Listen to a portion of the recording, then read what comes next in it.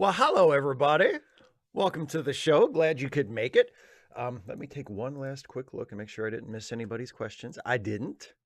So now I can put that away. Um, as always, first, yes, thank you all for being here. Glad you could make it. And as usual, I will be answering questions first up that were submitted ahead of time by my wonderful Patreon patrons and channel members. So if you are here with us in the live chat, hi, people in the live chat, and you have something that you want to ask me in the chat or something you want to talk about, or if you were planning on being generous and throwing in a super chat or something like that, please, if possible, if you're going to be with us, for the entire show, please hold off until I have answered all of the patron and member questions, because until I do that, I will not be paying super close attention to the live chat. So I might miss it if you throw something in there for me. Okay, so here we go with the patron and member questions. And the first one of those comes from Kyle. Thank you, Kyle. Kyle says, on a similar topic to your video on which captain you prefer in all of the Star Trek series, which first officer in a Star Trek series is your favorite? Well, I mean, I do have a portrait of Commander Riker hanging on my wall, and I do have, again, every time I do this, I have to assure people, like, this is a real thing. This isn't just something that I did for the sake of a joke. In my wallet, there is a photograph of Commander Riker, okay, that I put in there as the punchline to a gag in, not really a punchline, but just as part of a gag in a Stuffy video years and years ago. And I just left it in my wallet. So I carry a Commander Riker picture in my wallet. So it's Commander Riker. Commander Riker is my favorite first officer in Star Trek. I mean, there's cases to be made for other ones. Obviously, I mean, Spock was a first officer. Major Kira was a first officer and is a fantastic character. So, like, there are other really good first officers. Number one in Strange New Worlds, I think, has been really good. So, there are options, and it's not like an open and shut case by any means, but I'm always been, I'm a Riker guy. I'm a Riker guy. Trekkie 59. Thank you, Trekkie 59, for your question. So I'm considering showing Star Trek to someone who has only seen random stuff over the years. I'm considering showing in chronological order, starting with Enterprise and going forward. Besides kind of spoiling the Borg and the beep chair, do you think that would be a good idea? Pros and cons. Well, no, I don't think. I mean, personally, if I was going to show Star Trek to someone for the first time and they had never seen it, or they had only seen little bits of it here and there, I would start with whichever show I thought they would like the best, whichever show I thought would really hook them. And I wouldn't care what order it happens in, because honestly, I've been watching it my whole life. I don't care what order the shows happen in. I don't really get, like, because I know there are people that are like, there are arguments in, like, the Star Wars fandom over, which order should you watch the movies in? Should you watch them in episode number order, or should you watch them in order of when the movies were produced? And, like, you should obviously start with Star Wars. You should watch them in the order they were produced. Like, that, because, like, episode one is a prequel. Episode one wasn't the first one. Episode one is a prequel. So the films that were made before it inform it, even though its events take place before the events of those other movies. So, and I feel kind of something similar with Enterprise. It's like, yes, it's set the earliest in the fictional timeline, but it is informed by everything that was produced before it. So to me, if you're going to watch it in any kind of chronological order, it should be real world chronological order and start with Star Trek and then move on to the movies and TNG and Deep Space Nine and Voyager and then Enterprise. But I guess there's nothing wrong with watching it in the fictional chronological order and starting with Enterprise because it's set the earliest. Like, I don't think there's any reason especially not to do that. I mean, yeah, you'll see the Borg kind of out of context, which is part of what I'm talking about, that even though Enterprise is set earlier, it's informed by the previously produced shows. But I don't mean that's not a huge deal. It's just not how I would do it. But no, I would start with whichever show you think the person you're showing it to would like the best, regardless of where it comes relative to the other shows in the time frame. I couldn't care less about, because I don't think it'll be confusing. I think the shows all more or less stand on their own.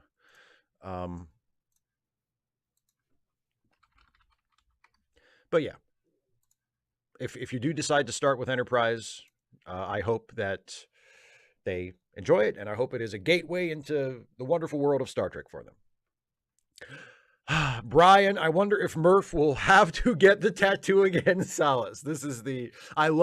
I don't think this theory is true, but the more times you ask a question and you work this into your question, there's a little thing in the back of my head that's going, I kind of hope that that's it. I kind of hope that this utterly wacko fan theory that you have shared with us, that Murph in Prodigy is actually Chakotay, I kind of hope it turns out to be true, just for shits and giggles. But anyway, your question. Thank you for your question, Brian. There have been quite a few pitches for various Trek series that never made it. You are now in charge of bringing one of these ideas to fruition, but you must sacrifice one past Trek idea or story, series, or movie in order for it to be made. What canceled idea would you love to see, and what currently existing Trek would you sacrifice for it? Dun, dun, dun. So I had to refresh my memory a little bit. Luckily, the wonderful, indispensable Star Trek fan wiki Memory Alpha has an article just about the undeveloped Star Trek pitches, and there are two from the original series era that really jumped out at me.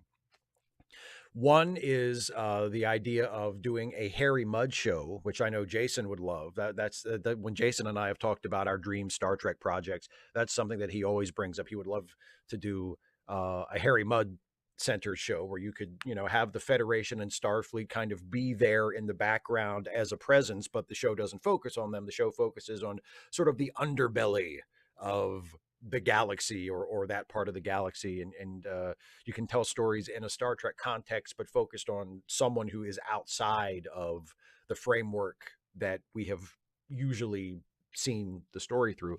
So I think a Harry Mudd show would be interesting, and could have been interesting back in the day when Roger Carmel was still alive and could have played Harry.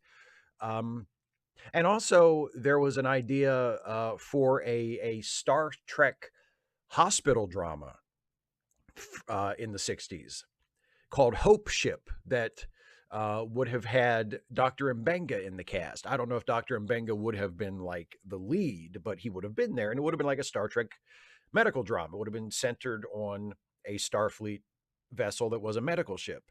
And I've said before a couple times, I know I've mentioned it in these streams when people ask questions like this, or when they ask about, what are some other Star Trek shows or types of Star Trek shows that you would like to see.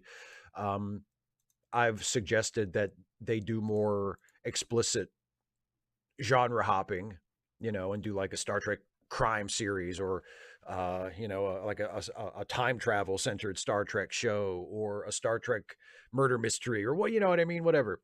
And Star Trek medical drama is like a really obvious direction to go, because Star Trek has had a bunch of really memorable doctor characters over the years in the various shows, and the idea of creating a Star Trek show where the lead is a doctor and it's like a medical drama in space in the future, that's a really that there's potential there, to do something similar but different, to do Star Trek but a little different, and that's really important, I think. So Hope Ship would be cool too. And honestly, of those two ideas that jumped out at me, the Harry Mudd show and the Star Trek medical drama, I would kind of rather see the Star Trek the Hope Ship kind of thing. And which currently existing Star Trek would I sacrifice for it? Lower Decks. Duan says, okay, do you think they could have been planning for Voyager while TNG was still on the air? Tim Russ was on Robert Duncan McNeil, and in the episode with that was really about Troy losing her powers of empathy.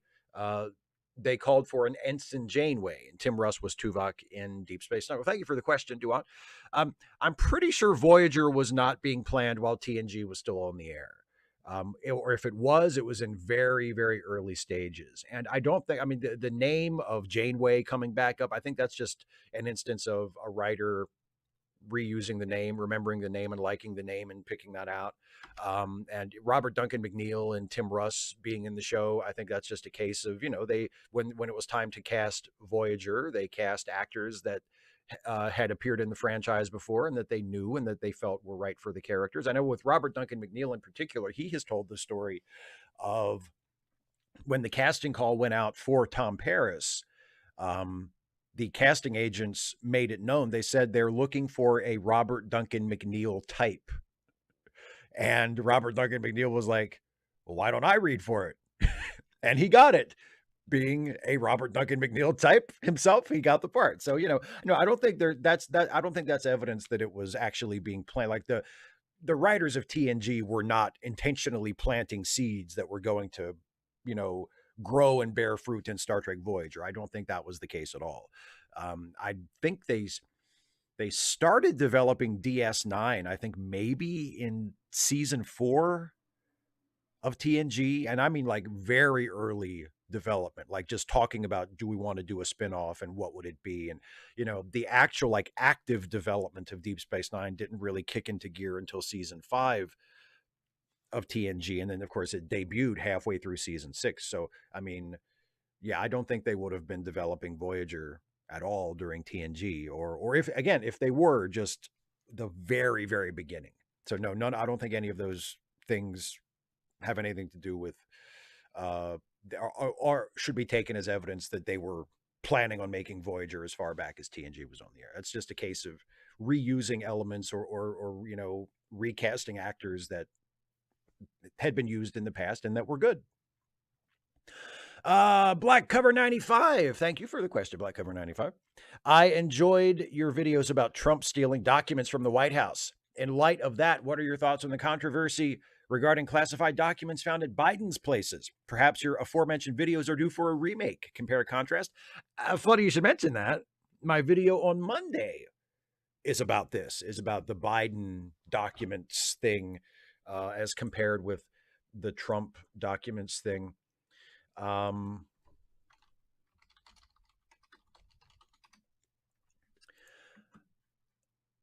But so I'm not going to do like the whole video for you here, but basically my thoughts are, it seems like Biden at the very least handled some classified documents irresponsibly.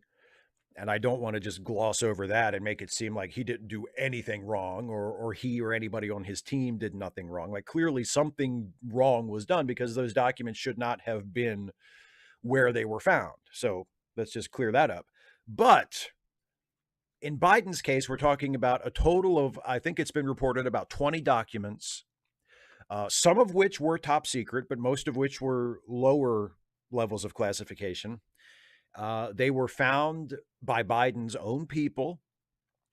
As soon as they were found, the National Archives were contacted, and the documents were immediately turned over to the National Archives.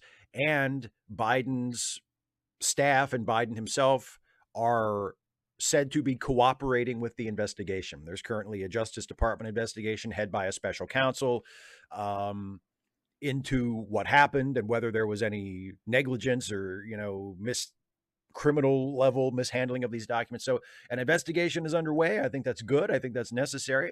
Biden and his people are cooperating with it. So it seems like a regrettable situation, probably due to negligence or sloppiness, thoughtlessness that has, given the fact that it happened, has been handled about as well as it can be handled. Whereas Trump, on the other hand, stole, as in intentionally took from the White House, I think 15 boxes of documents that we know of. And when the FBI raided Mar-a-Lago last year, they found 184 classified documents, 25 of which were marked top secret. So Trump had more top secret documents that he wasn't supposed to have than Biden had of documents just in total that have been found and turned in so far. So the scale of it is completely different. And Trump did everything he could to keep those documents, to keep the FBI and the National Archives from getting them. He took steps to hide them, to keep investigators from discovering them if they came to Mar-a-Lago to look for them. It's a completely different situation. Trump was acting like a criminal and was doing criminal things, also known as crimes, and was making all kinds of excuses as to why actually what he did was okay and nothing he did was wrong. He still says, I declassified them, which he didn't. And even if he did, he's still not allowed to have them. They're still not his. Even if he declassified them, he's still not allowed to have them at his house. They're government documents. They belong to the National Archives, period, classified or not. It's even worse that they were classified. So, it's a very different situation. What Trump did was alarming and troubling and criminal. Clearly, what Biden did may rise to the level of criminality, but seems more an act of negligence and recklessness and carelessness than anything else. But I go into a little more detail and I'm a little bit more well-spoken about it in the video that goes up on Monday. Thanks for the question. Dan, the Picards cherish their French heritage despite the French language being archaic or obscure by the 24th century. Scotty has a thick Scottish accent. Chekhov credits Russia for every human accomplishment. Even Kirk, McCoy, and Riker are clearly American. Opposite to that, the Rozhenkos raised Worf in Minsk. He identifies with his monolithic Klingon culture, just as the Vulcans have a monolithic culture once the Romulans separated from them.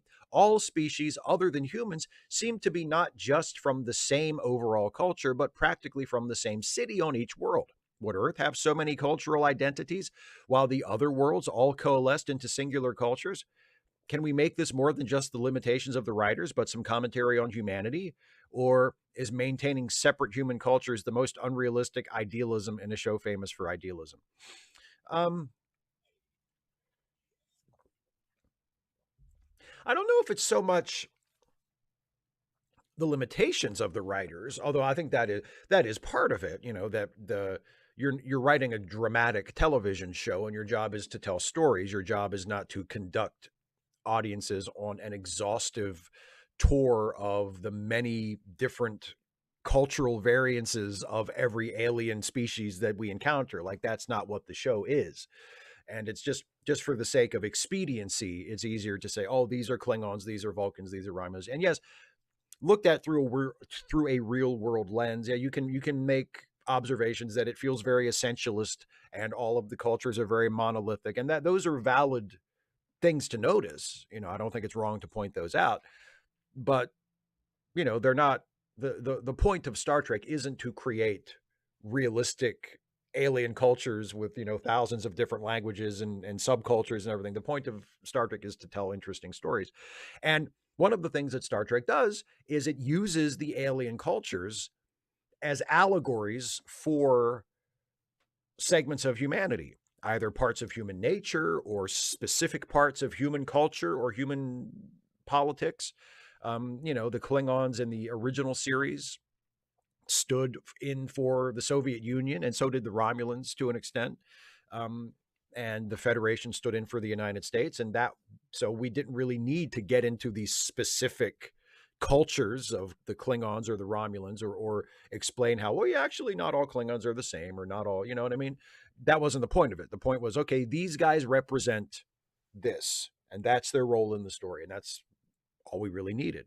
Same thing with the Ferengi in Deep Space Nine. Like, the Ferengi are a satire of capitalism and, unregulated, unfettered capitalism raised to the level of a religion and treated that way and pursued that way.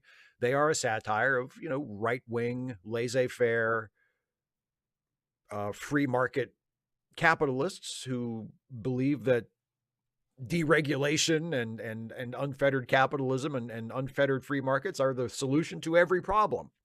That's what the Ferengi are satirizing. So that's why the Ferengi are like that.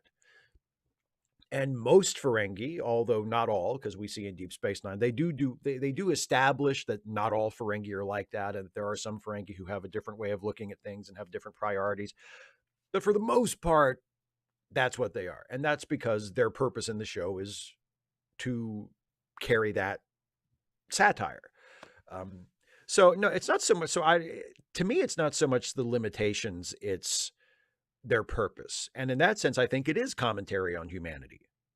I don't know if that's exactly the kind of commentary that you were looking for, but I think, yeah, the reason why most of the alien species in Star Trek are more or less monocultures is that because they represent particular things in us or in our history or in our culture or our nature. And there's a point being made to have them in the show like that. So yeah, I think that's the main reason. And like I say, I mean, some of it is limitations, sure. Some of it is that's not the kind of show it is. But for the most part, I think that's the intention of the writers to do it that way. So, and that doesn't make it immune from criticism. It's just, it is what it is. Michael Hanneline is sorry if this is too heavy. And thank you, Michael, for the question. Michael actually DM'd me after this question was submitted to say, if the question is too heavy, please let me know and I'll send in another question. But I think we can deal with this one, Michael. And I think it's important. So, hey, Steve, it's been a rough one. My wife and I had to put our cat, Mr. Tumnus, to sleep on the 13th. He was 17, so it's not like he didn't get a good long life, but it still hurts like hell to lose a cat that's been a loving member of the family for over a third of your life. He was so thin. He used to be a 20-pound cat in his prime. He's half Maine Coon, and he was under 10 pounds at the end. He wouldn't eat on his own. We were force-feeding him, and all he wanted to do was stay in his warming bed. My last night with him, I brought his bed to bed with me so I could sleep by him one last time. And as I lay there crying, he actually got out of the comfort of his warmer bed to crawl into my arms to comfort me. He was the best damn cat. And here are some photos of him in his prime. And I actually, forgive me, Michael, I forgot to add these into my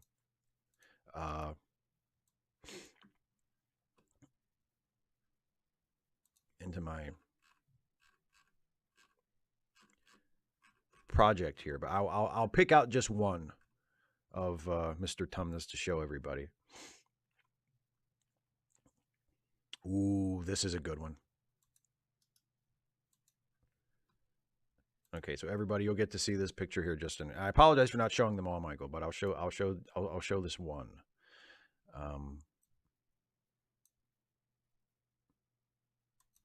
Okay. There we go. There he is. Let me make it a little bigger. So there's Mr. Tumnus with a little rat friend. I'm not sure what the rat's name is, but he's looking at the camera like, I'm sure he and the rat were friendly, and it looks like a good relationship there. They look comfortable with each other, but Mr. Tumnus is looking at the camera like, what's this rat doing here? He looks like he was an absolutely wonderful cat. I'm so sorry for your loss, but your question goes on, actually. It got me thinking about terminally ill folks. Do you think a suffering person should be allowed to request euthanasia? My own dad begged for death in his final days. It seems cruel. Yes, I do. No, I So here's the thing. First of all, I relate to this in a couple of different ways. Obviously, Audie, my cat, died last year, and my ex-wife and I had to have her put down, and we were there with her when it was done. And it was awful. It was wrenching. I talked about it at the time. It was one of the saddest experiences I've ever had. And she too had had lost a lot of weight. She was never like, I don't. She was never as big as you're describing your cat as being, and as not as he clearly was. I mean, that's a nice big kitty. Um, but nevertheless, yeah. By the time the end came for Audie, she had lost a lot of weight, and it had been a while since I had seen her, since we lived apart. And so, it was kind of a shock for me to, oh my God, she lost so much weight. She was so tiny. Um, so I mean, I can relate to that. Um, and when my granny died, it wasn't a situation. She didn't request euthanasia. She, you know, it doesn't sound like what you went through with your dad there, but it was one of those situations. And I'm told that this happens a lot with older folks who just sort of reach the end of the line and decide, you know what, I'm done. She just stopped eating. And she just kind of laid at first on her couch, and then eventually we got hospice to come in and got a hospital bed for her, sort of put together in the house. And she uh, spent, I think, a day in the bed, and then she was gone. um, she just decided it was time to go, and that was it. And I don't think there's anything wrong about that morally. You know what I mean? I feel like it's your life, and if you decide that it's your time and you're done, you should have the right to make that decision. And if you don't want to stop eating and die of starvation, if you want to be able to have a doctor administer a drug to you and go out that way, I don't see why that shouldn't be allowed. I mean, like the some of the people who are against it try to frame it in terms of, well, but what about the sanctity of life? What about the dignity of the individual?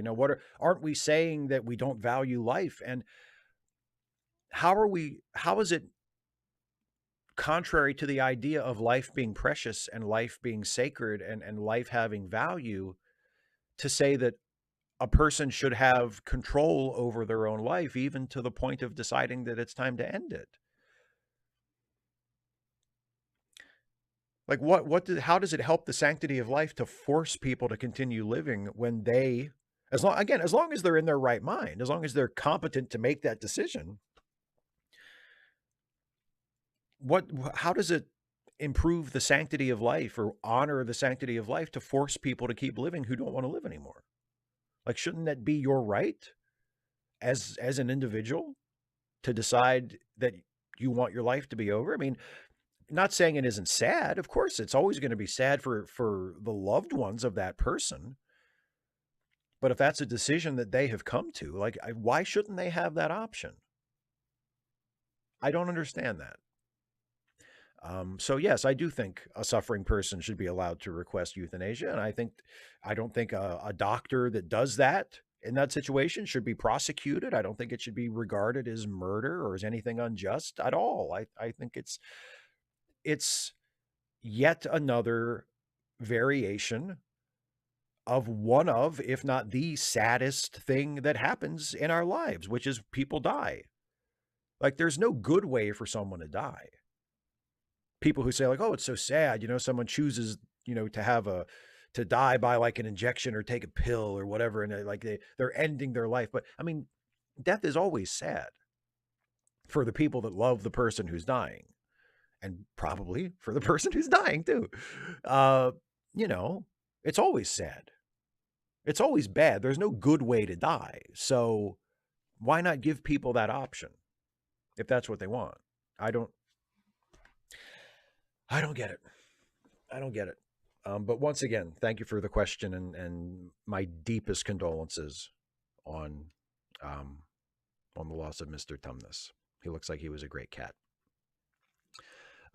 Gene Lindgren, I would like your opinion. How big a nerd am I? Because I because I can name all the dwarves that accompanied Bilbo to the Lonely Mountain.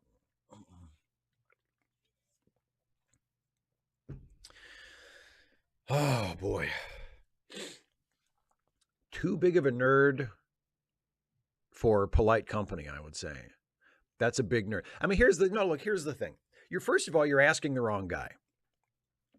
Because I have absolutely no interest, and actually, if I'm being completely honest, borderline contempt for the Tolkien stuff. Like I don't enjoy it, and I'm really sick of hearing about it, and I'm really sick of people talking about it like it's some great high literary achievement when I think it's like the goofiest, dumbest shit. But you are not alone. Like there's tons of Tolkien nerds. I'll tell you who I bet can also name all the dwarves that accompanied Bilbo to the Lonely Mountain. I almost fell asleep reading that sentence. I'll tell you who I bet could do it, in addition to you, is Stephen Colbert, because that dude is a Tolkien nerd. Like, yeah. And you know, it has been no barrier to his success. It's something that he has, you know, he has achieved great things despite that. So, you know, no reason why you can't do that either. But yeah, I would say, I don't know if it puts you, because that by itself, that factoid by itself doesn't put you in Colbert's range, but it is suggestive of a kind of mind and of a degree of attachment to that particular property that could potentially be of Colbert-esque proportions. So I would say you're in Stephen Colbert's general category of nerd. So, I mean, in its way, it's rather impressive.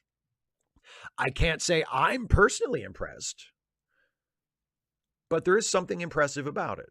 You know what I mean? I'm sure that like, because here's the thing, but I can see this from both sides. Because even though I am not a Tolkien nerd or a high fantasy nerd at all, and like I said, I kind of look down on it and think it's dumb, but I am, of course, a big Star Trek nerd.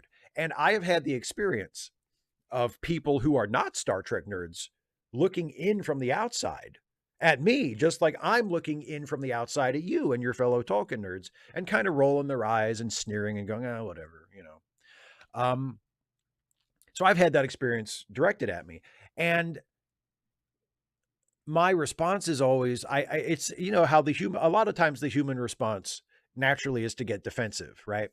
And so I would say, like, they'd say like, oh, you know a lot about Star Trek, huh? Or, you know, you must, what, you just watch Star Trek all day long. And my stock response was always like, no, I just remember stuff. Like I have a decent memory for, especially for just useless trivia, which is all Star Trek is for the most part. Useless trivia used occasionally to deliver important political and philosophical messages. Like that's Star Trek basically. But I have a pretty good head for that kind of thing and for other stuff similar to that. And so if someone asks like a Star Trek question, the odds are decent that I will know the answer off the top of my head. Or if I don't know off the top of my head, I will at least have a good idea where to start looking for the answer. Like it's not like it'll catch me completely blindsided. I'll be like, I have no idea what the fuck you're talking about. If it was on one of the shows or the movies, I'll probably be on top of it or close to it. And I guess that that makes me a Star Trek nerd. But I don't think of myself that way. I think of myself as someone who just has watched a lot of Star Trek and enjoyed it and remembers a lot of it, you know? But from the outside, it's like, nerd. So, you know, maybe that's how it is with you too. I mean, you say that and you say, I can name all the dwarves that accompanied Bilbo to the Lonely Mountain. You know, and I hear that and I'm like, oh, you poor soul. But someone else who is also a Tolkien nerd hears that and goes, yeah, I can do that too. You know, like it's just a thing because I remember that just the same as you do. So, you know, I don't know. I guess it depends on context, but I would say you're probably a pretty big nerd.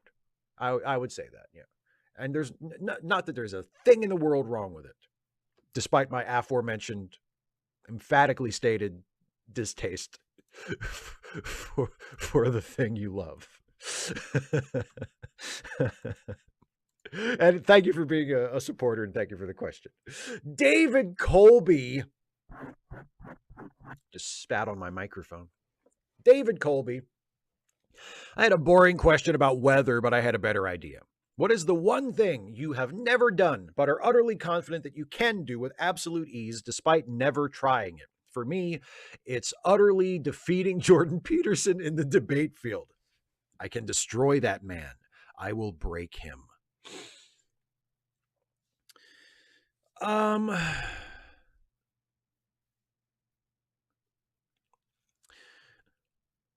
Probably like giving like a talk in front of a large group of people.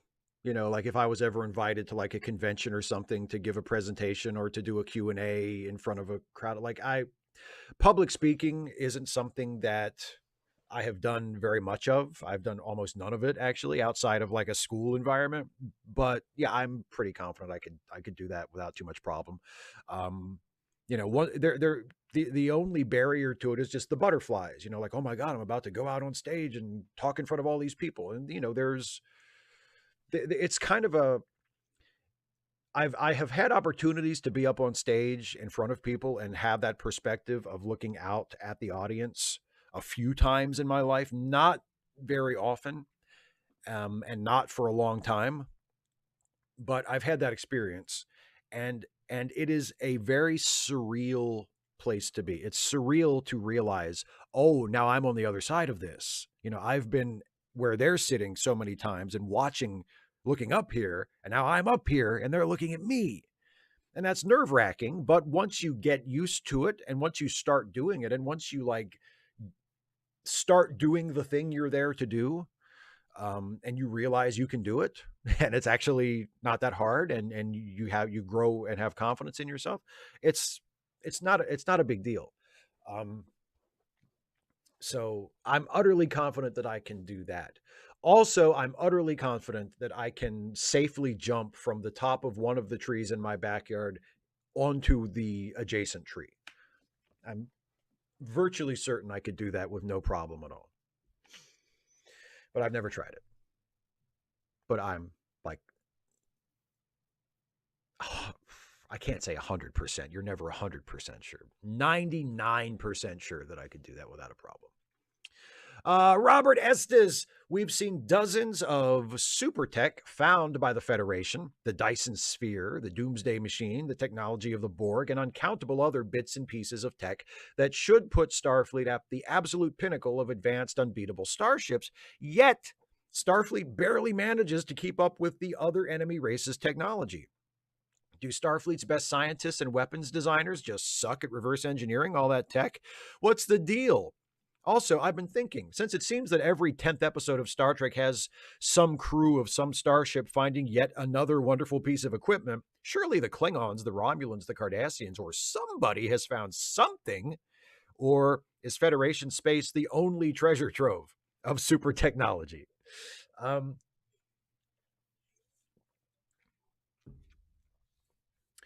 it's not necessarily super technology, but Discovery established that Klingons have time crystals. That's kind of technology-ish.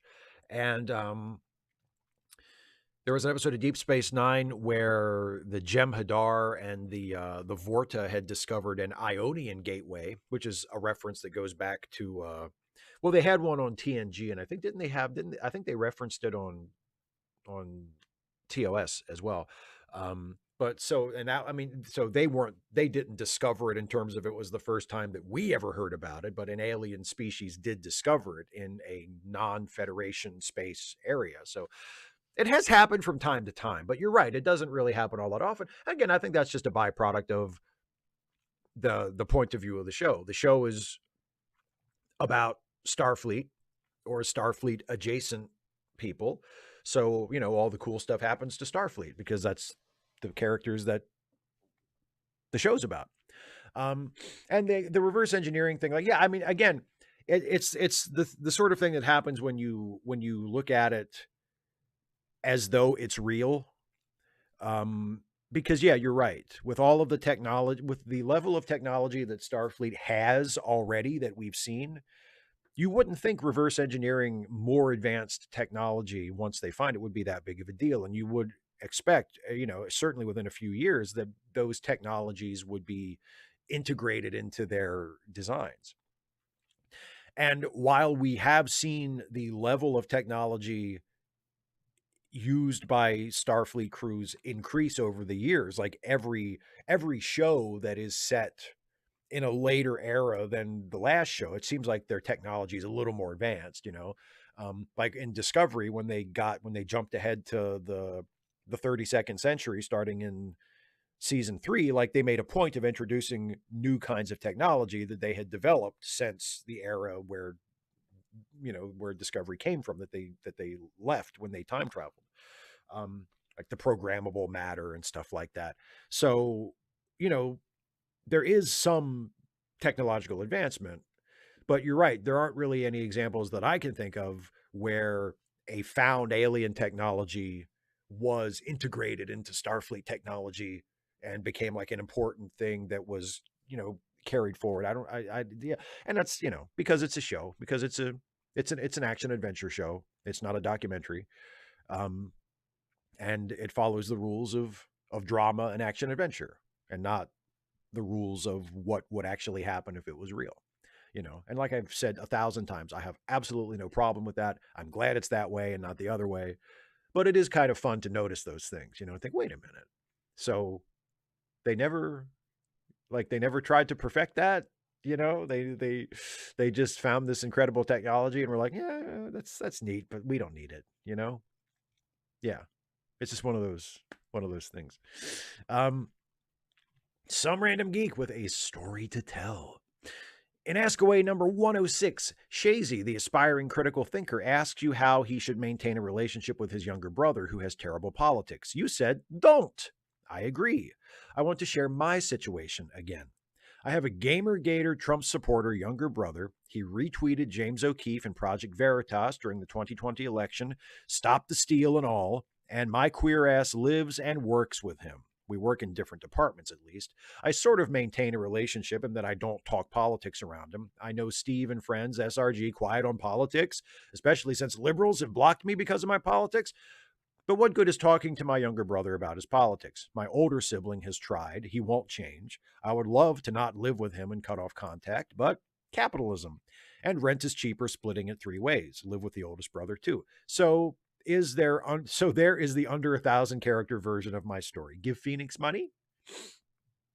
And yes, please, if you can afford it, and I'm sure Geek will throw the links into the chat, if he hasn't already, then, at the end of the show, yes, Phoenix is a really good person and they deserve your help. Yeah, it's, it got me thinking about, like, there are people in my family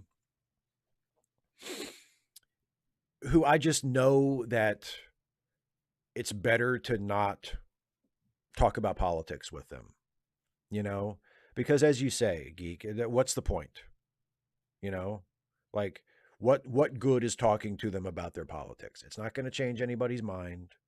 It's just going to lead to a fight that isn't going to be resolved, and you're just going to agree to disagree and go your separate ways and cool off and come back and talk about something else anyway. So why not just skip all that? Like, it sucks. It's I wish that it wasn't that way and that it didn't have to be that way sometimes. And I do still maintain, if it is possible for you to cut people like that out of your life, I see nothing wrong whatsoever with doing that. Life's too fucking short.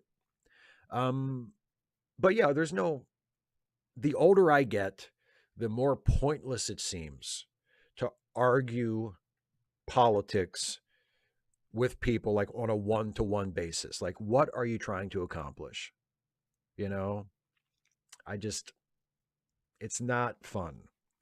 And it's best avoided, just for the sake of peace of mind and just peace in your life. And if you can avoid having to be around people with like really disgusting, reprehensible politics, I would recommend that. So, but yeah, and I'm sorry, and as we've talked about this before, and I'm sorry that you're in that situation, and I'm sorry that your brother sounds like such a shit. um, so Oasis, very simple. Who's winning the Royal Rumble this year? Oh my God. My money is on the plan being for Cody Rhodes to keep going forward, especially given how on Monday they confirmed he's coming back in time. What do you think? Do you think I'm right? Do you think they have someone else in mind? Perhaps someone who's feeling a little oozy?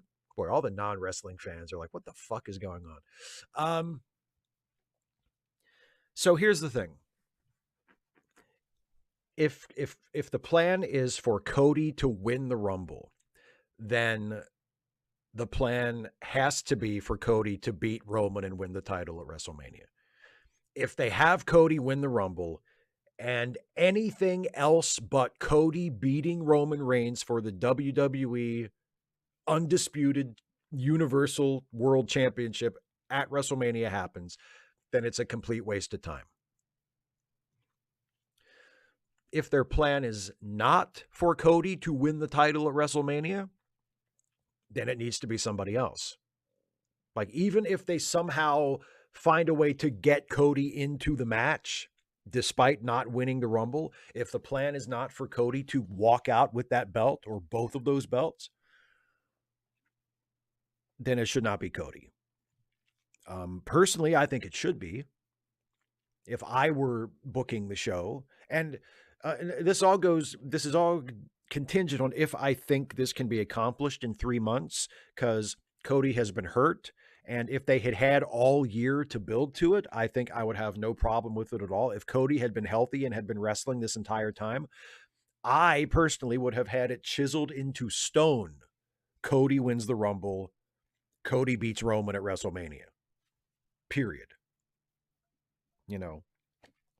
But now that didn't happen. Cody's been out since what, April? So he comes back before the Rumble. He enters the Rumble, and then you have a sprint from the Rumble to WrestleMania I forget when WrestleMania is this year. It's either the end of March or the beginning of April.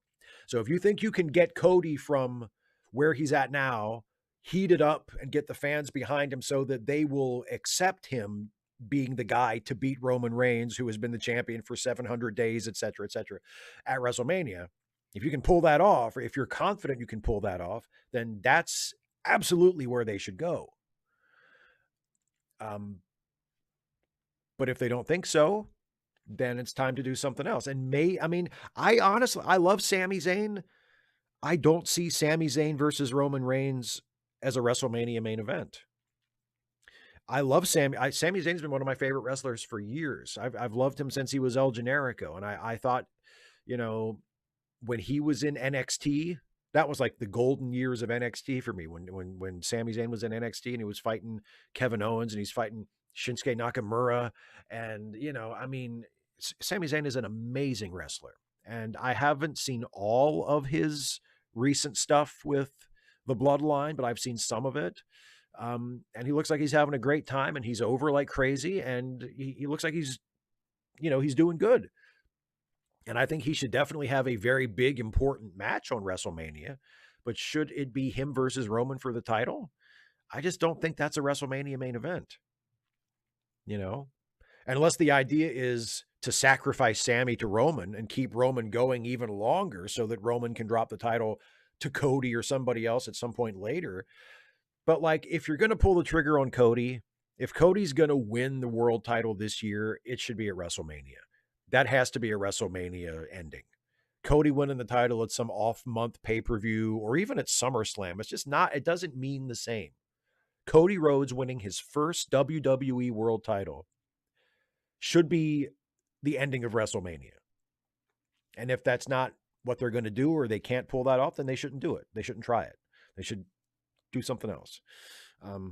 But yeah, it should be Cody, but if it's not Cody, I'm not sure who it'll be. But I'm not sure if Sami Zayn is the guy, even though I love him. But yeah, I'm curious to see which direction it'll go. General Contact Unit problem child. Given there's no entirely ethical consumption, when should or shouldn't you criticize people for their purchasing choices? Here's my personal rules. One, the entity they're buying from has to be doing something bad above and beyond normal capitalist exploitation, i.e., all fast food chains exploit workers, but Chick-fil-A also has don't ask, don't tell hiring policies.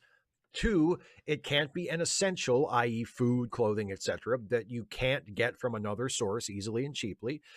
Three, if it's a luxury item, I'll only give you a pass if there's literally no substitute for it you can get from another source. The last World Cup was unethical, but I won't give people shit for attending because there's no substitute for it if you're a football fan.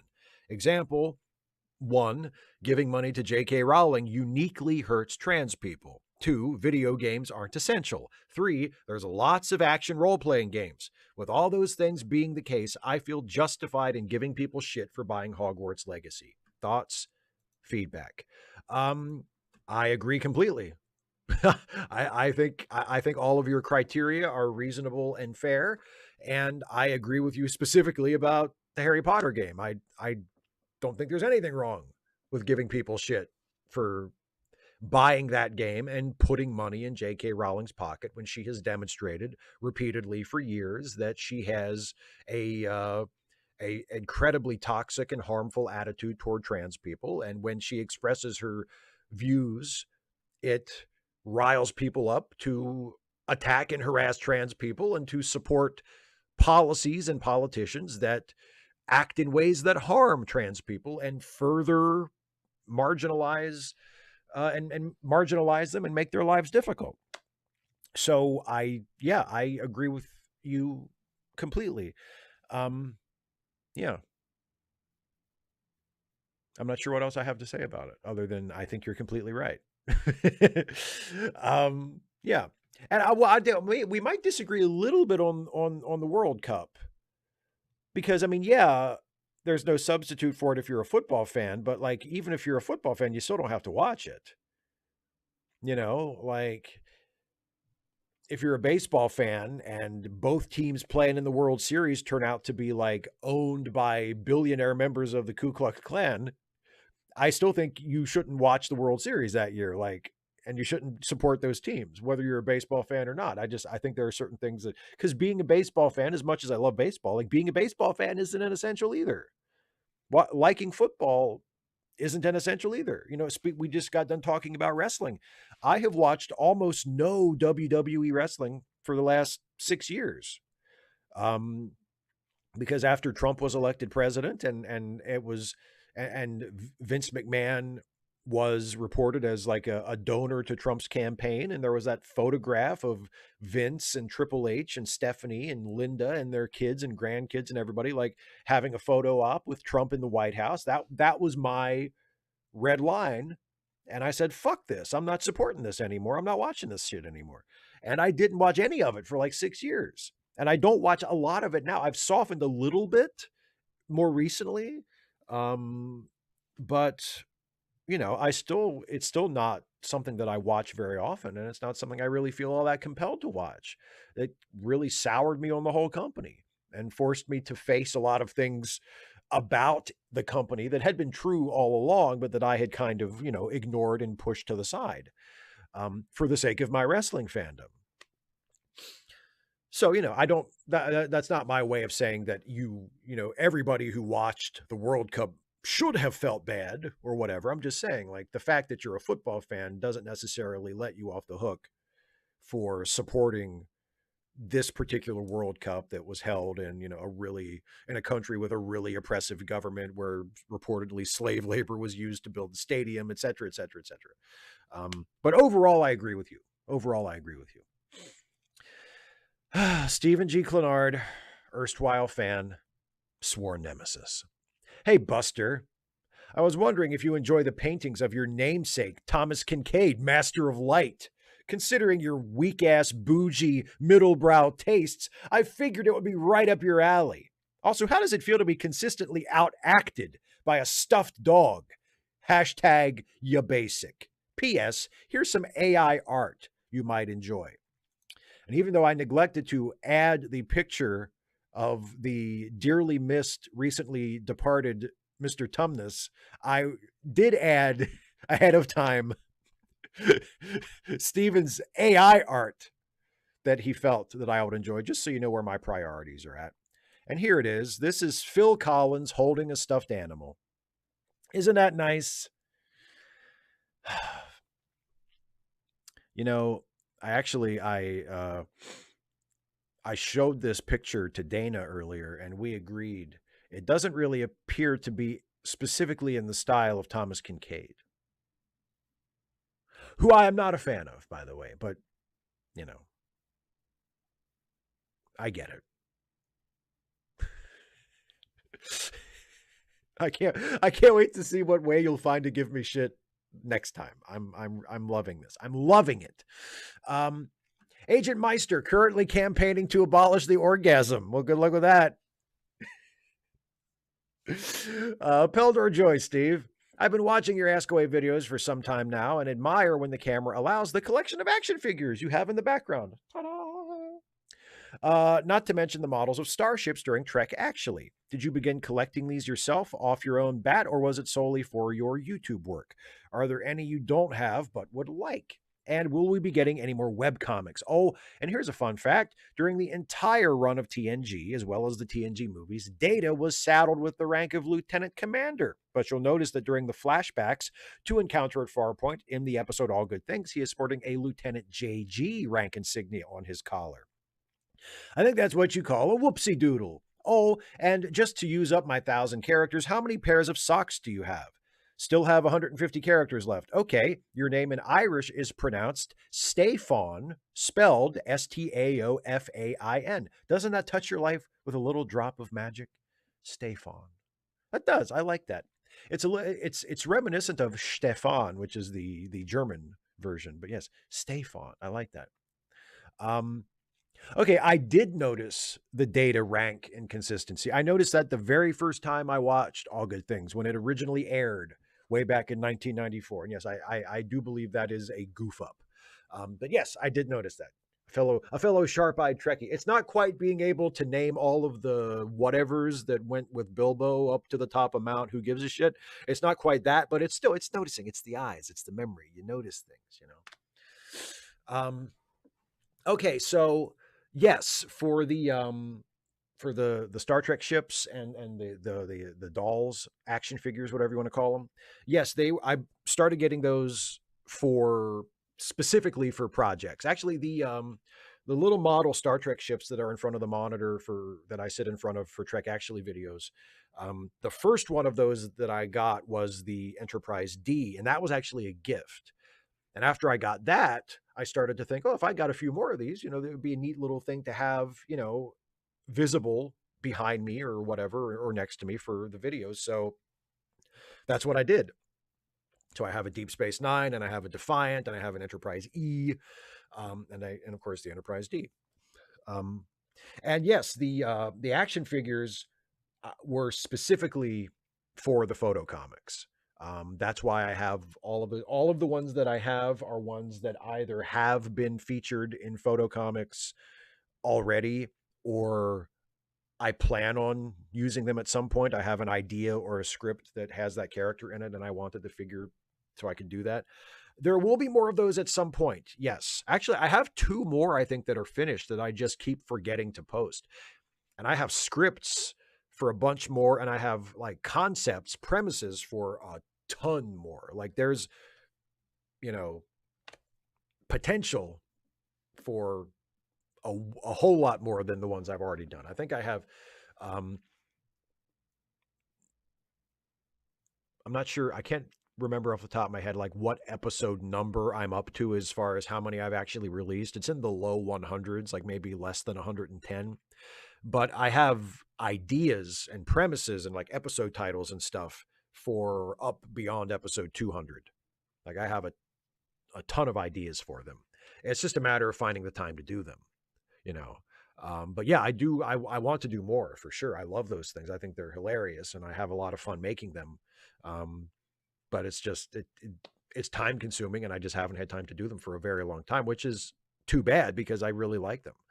And I'm glad you like them too. So I'll try to make some more at some point. But yeah, that's why I have the figures. And now the Batman and Catwoman I have back here, that's just pure nerd shit. I have no plans to do anything creative with them. I just have them because I have them. So because they make me happy.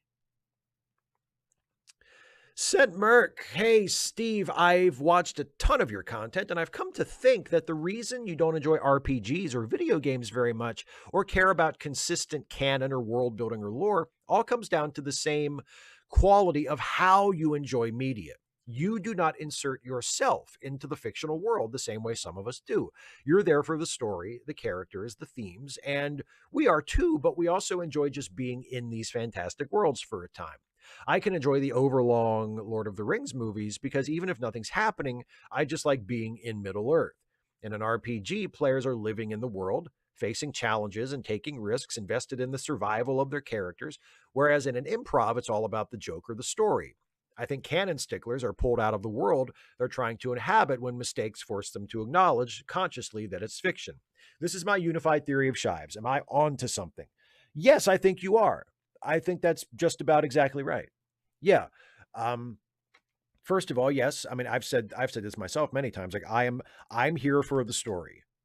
I'm here for the story. I'm here for the characters. I'm here to see what happens. I'm here to get emotionally invested in this story and these characters. And that's what I'm here for. And everything else is secondary. Everything else is window dressing.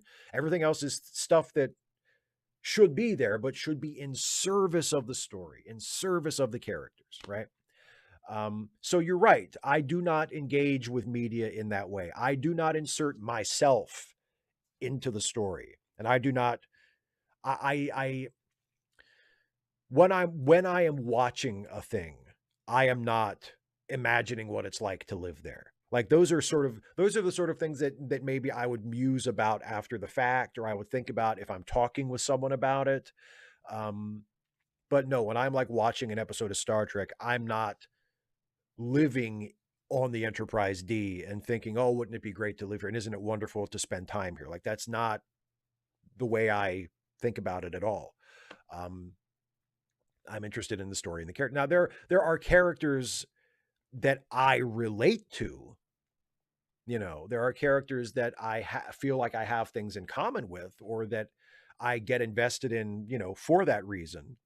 But that's not the same thing as projecting myself into it and thinking I, as myself, want to live here. And that's why I enjoy it, because it's a world that I myself want to be in. Like, that's not the way you're absolutely right.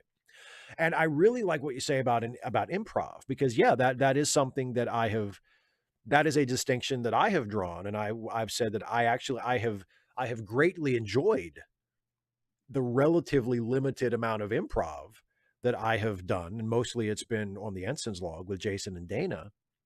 And I would much prefer to do an improv like that than to play an RPG. And I think you're onto something there too. Like in an improv, for a humorous improv, it's about the joke, it's about the story, it is about the characters. I mean, I am focused on my character as usually now Lieutenant Junior Gray Johnson in the Ensign's log, and I'm speaking and acting as that character and trying to do things that I think that character would do, and am creating that character moment by moment through my performance and through my interactions with Jason and Dana playing their characters. But it's all toward a specific end. It's to tell a story. It's to spool out a comedy bit.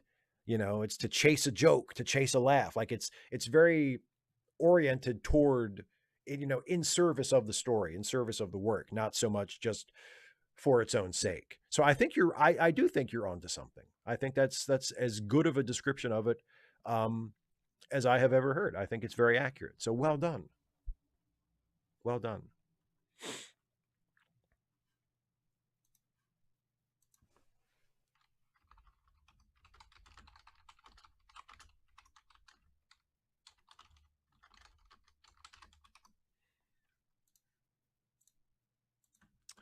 So next question comes from Thomas James Wright.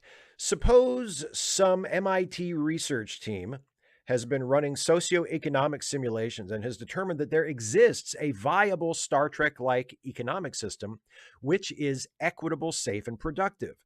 Their discovery is a revolutionary new method for resource allocation and distribution, which ensures minimal corruption and the complete nullification of involuntary hunger, poverty, and homelessness.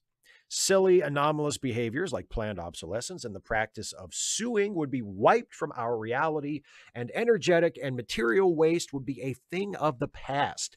Everybody's fundamental needs would be met, and of course, self actualization would be, for lack of a better term, the functioning currency of humanity's reality. How, given our current global state and a healthy peppering of Trek history, our fictional future, their factual past, would you imagine we might move from where we are right now to the sprouting of the Federation's currency-free foundations?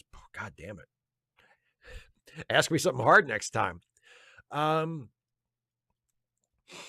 I mean, I think it would have to be a gradual thing. You'd have to phase it in. You couldn't just say, okay, everybody, first of next month, no more money. You know, like you'd have to, first of all, we'd have to get everybody on board. Like it would have to, I think it would have to be like a global thing. It would be chaos if, you know, there was half the planet living in the Federation with no money and no poverty and no disease, and the other half was still trying to do things the other way. Like I feel like we'd have to get everybody on board. And then we'd have to phase it in gradually, you know, and maybe you start by making, by sort of removing certain things from the cash-based economy. You say, okay, you know, we're still going to use cash for certain things, but say the essentials will now be provided to everybody. You no longer have to pay for your food or your shelter or your clothing or your education or your transportation or your communications. You know, like the basics of life you can access without having to pay for it. So you no longer have to work for that, you know, and implement that, have that be the standard for a few years so that everybody can get used to it. And then you start phasing out using money for other stuff until eventually you get to a point over a period of time, let's say maybe 10 years. So you can have a gradual transition where you're living in Star Trek world, you know, and you can, you know, that in and of itself is extremely short on details.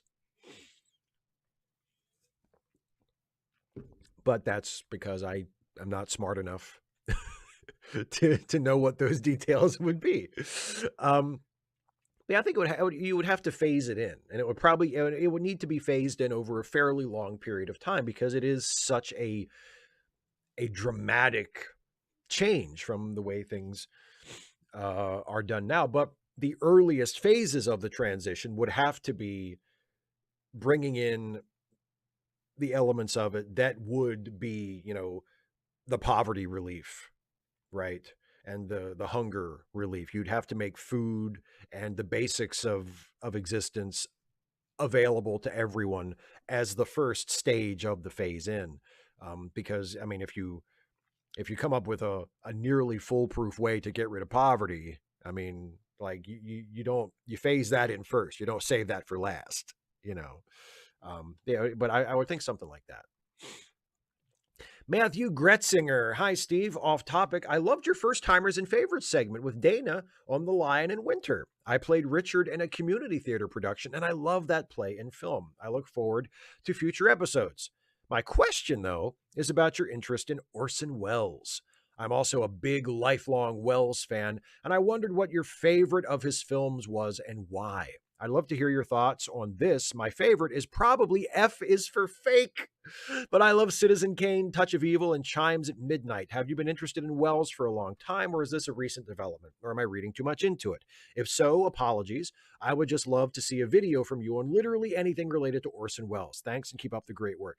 I should totally do an Orson Welles video at some point because it's not a recent thing. I've been a big fan of Orson Welles for decades at this point. I love Orson Welles. He's one of my favorite actors, one of my favorite filmmakers, one of my favorite people from movie history. I am a great fan of his. F is for Fake is right up there. Like, F is for Fake is such a great movie and such a perfectly Wellesian movie, you know? Like, it's difficult to imagine any other filmmaker making that movie. F is for Fake is absolutely wonderful. So that's really high up there for me. I mean, it's hard to vote against Citizen Kane. Citizen Kane is fantastic. Um, Chimes at Midnight, I actually just watched for the first time only a few years ago, and it instantly shot up as one of my absolute favorites. I love Chimes at Midnight.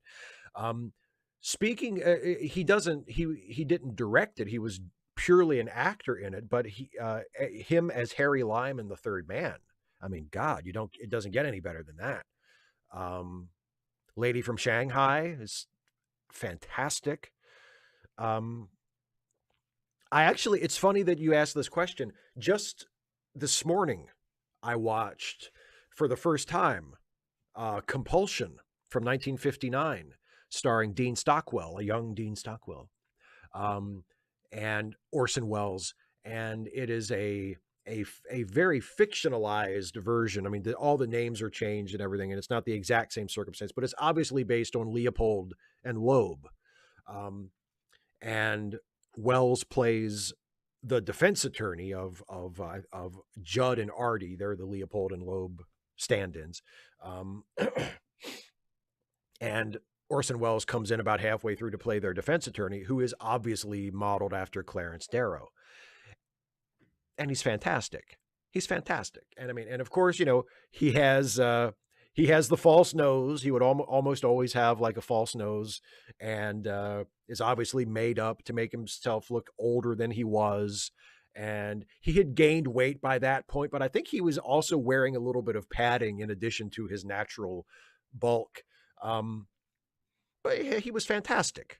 He was fantastic. He's one of my favorite actors ever. So yeah, it's always nice to meet another Orson. It's so funny. Like, I don't think I saw this question ahead of time, but I posted on Twitter earlier, partially because I had watched Compulsion this morning, and because I've been in a little bit of an Orson Welles phase anyway.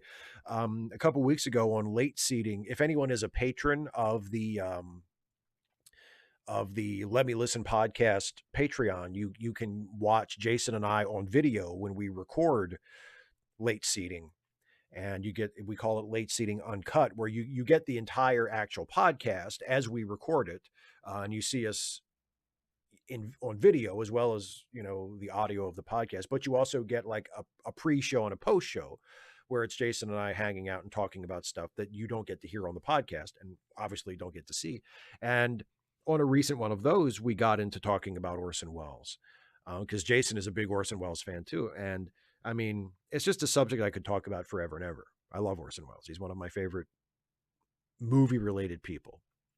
And just this morning, after I watched Compulsion, I was playing around with Chat GPT, and I got the idea to do have Chat GPT write a series of scenes. And the prompts were, it was a series about the ghost of Orson Welles appearing to encourage and inspire young actors who were struggling and were thinking about quitting. And then the ghost of Orson Welles would appear to them, and he would encourage them and you know, insist that they keep working, and they trust the process. He kept saying, trust the process and try to move on and you know, continue with their careers. And occasionally he would ask them if they had a sandwich. And it was so much fun. And I think about Orson Welles a lot, and I love Orson Welles. So I will definitely start thinking about possible Orson Welles related topics for videos, because I would love to do an Orson Welles video for sure. I'll try to think of something. Yeah. Love Orson Welles. Love Orson Welles. Scott P. Hey, Steve, the past few years have been really rough on me, but I've recently found the motivation to finally start turning things around. I have been wanting to get back into writing, something I was super passionate about years ago before depression and various life events sucked the energy out of me. Needless to say, I feel very rusty, and I don't know how to get back into the right mindset to write again. As someone who has done some writing yourself, do you have any tips and tricks to get the creative juices flowing? Do you find reading or watching certain things gives you inspiration? I've thought about watching through DS9 again just to see if it sparks anything inside me, or maybe picking up some old books that I read many years ago. Any and all advice you have to offer would be greatly appreciated. I don't know how it was with you, but I know with me there are certain works or works by certain people that whenever in my case, it's usually a movie or something. Whenever I watch them, they always make me want to write. Like for me, it's Paul Thomas Anderson. Whenever I watch Magnolia or There Will Be Blood, or a really great like Boogie Nights, like a fucking awesome Paul Thomas Anderson movie, it makes me want to write. Like I watch it and it's brilliant and I'm blown away by it, and I think, God, I want to write something. It inspires me specifically to write. Or to want to write. I don't always actually go sit down and write something, but it makes me want to write. So if there's anything like that for you, if there's a book that you remember reading that you finished it and you're like, this makes me want to write, or a TV show or a movie or whatever, yes, I would recommend going back to that, to maybe get into that headspace or have some inspiration. I have also found there's a writing exercise that I still do from time to time, and that was actually the genesis of many a script of a Stephen Stuffy video back in the old days, and is still a genesis of when I do the Stuffy and Friends shorts that I'm releasing now. That I'm premiering one on this live stream, by the way. After I get through the patron questions, there will be a new Stuffy and Friends short coming up very shortly. But it's you just write a dialogue between two voices, and at first you don't even give them names, and you might not even know who they are as people. Like you have a blank screen in your word processor, or a blank sheet of paper if you're going to write it out longhand, or whatever your process is. You just write a dialogue between two characters and just alternating voices. And maybe you have an idea when you start what they're going to talk about. Maybe you have a sense of who each person is, or maybe if it's an argument and maybe you know what they're going to argue about and you know who's going to be on whose side, or maybe whatever, you might have some germ of an idea, or maybe you don't. Maybe you have nothing. But whichever way it goes, whatever you're starting with, I think it's a really useful exercise to just start writing a conversation, friendly or argumentative or whatever it turns out to be. Just write a conversation between two voices, and no other words. Don't write he said, she said. Don't describe what they're doing in the scene. Don't write about where they are, what the setting is, just the voices. And then, maybe you can turn it into something and build it up and write it out as a full scene and add in the descriptions and add in the characters and, realize it more fully. Or maybe you'll just throw it away and never use that specifically for anything, but you've got the juices flowing, So yeah, I recommend that to a lot of people. Just write voices, just write a conversation between characters, and see if that helps prime the pump a little. Jacob Monroe. Hello, Steve. What would be your favorite Briscoe Brothers match? Rest in peace, Jay Briscoe. Yes, most wrestling fans know this already, but for you non-wrestling fans, you want to know what this is about. Yeah, Jay Briscoe, real name Jamin Pugh, who was one half of certainly one of the best tag teams of the last 20 years, and in the minds of many people, the best tag team of the last 20 years, the Briscoe Brothers. He was killed a few days ago in a car accident near his home in Delaware. I think he was on his way to take his kids to cheerleading practice, and a car swerved into their lane, and it was a terrible accident. Jay was killed. His daughters were hospitalized. I think the last I heard was they're going to be okay. One of them needed surgery, but I think they're going to be okay. But he was killed, and he was only 38. He was 4 years younger than I am. And he and his brother Mark were they were one of the great tag teams ever, and certainly one of the greatest, if not the greatest tag team of their generation, of the last 20 years. And God, it's tough to pick. How do you pick a favorite Briscoe Brothers match? I mean, all of their matches with FTR this past year were like, those are, they're like, you can argue over the order, but to me, they're 1, 2, and 3 of like the best tag team matches I've seen in the last year or two. I mean, they're so good and so head and shoulders above pretty much every other tag team match I've seen in the same time period. It's just ridiculous. They're, earlier than that, of course. I mean, they had, like I said, it's hard to pick. They had so many matches in Ring of Honor against Kevin Steen and El Generico. All of those matches were great. They had so many matches against the Kings of Wrestling, Chris Hero and Claudio Castagnoli. It's hard to pick one of those. I mean, they had matches against the Motor City Machine Guns that were great. They had matches against Kenny King and Rhett Titus that were great. They had matches against one of my other favorite tag teams of that era, Eddie Edwards and Davey Richards, the American Wolves. God damn it. Just, they had so many great matches. I can't think of a specific match. And honestly, other than the FTR matches, it's been a while since I've seen a Briscoe Brothers match. But knowing my taste and knowing like just the kind of thing I liked from them, it would probably be either one of their matches against the Kings of Wrestling or one of their matches against the Wolves. I can't pick a specific one, but they matched up especially well with both of those teams. So it would be Briscoes, one of the numerous times that the Briscoes wrestled Chris Hero and Claudio Castagnoli, or Davey Richards and Eddie Edwards, because both of those pairings were phenomenal. And Jesus, what a loss. Like they were such a great team. They were such fantastic wrestlers. It's heartbreaking. And apparently he was a good guy too. That's the other thing. Like he was a fantastic wrestler and apparently he was a good guy. So that's, Danny K says, "Hi, Steve. I just saw a quick review of Star Trek Strange New Worlds wherein the reviewer claimed he didn't like it because he felt it was too quippy. I'm a bit confused by this because when the fuck is Star Trek not quippy? Thanks. Hope all is well." Well, thank you very much. And thank you for the question. Hope all is well with you too. Yeah, this is a criticism I see of not just Star Trek stuff, but a lot of stuff. Some people behave or react to things as though like nothing had witty dialogue in it until about 5 years ago, which is bizarre. Like those people on Twitter will play like a clip from a Marvel movie where it's like a funny bit where the characters are joking around or throwing out one-liners or doing like a little, comedy bit. And they'll be like, "I can't believe every movie is like this now." And it's like, have you just discovered comedy in movies? Like there have been jokes in movies since forever. It's not always good. Don't get me wrong. Like it's not always good, but it's not a new development. I mean, I think I know what people mean. Like there is a certain kind of comic voice in movies that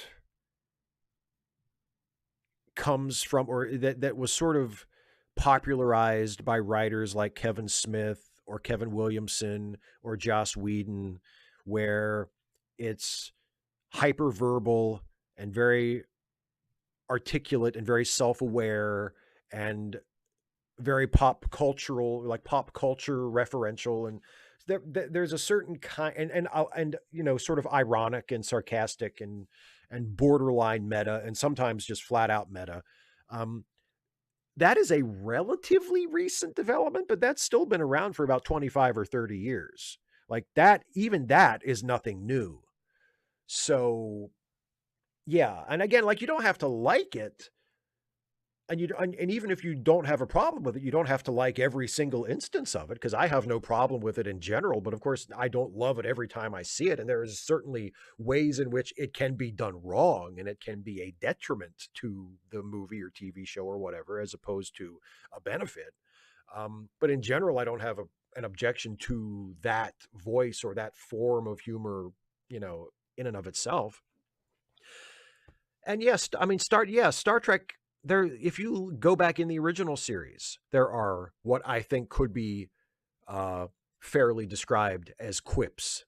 There are some episodes of Star Trek that are quite quippy. I mean, Trouble with Tribbles, You know, there's one-liners all through that.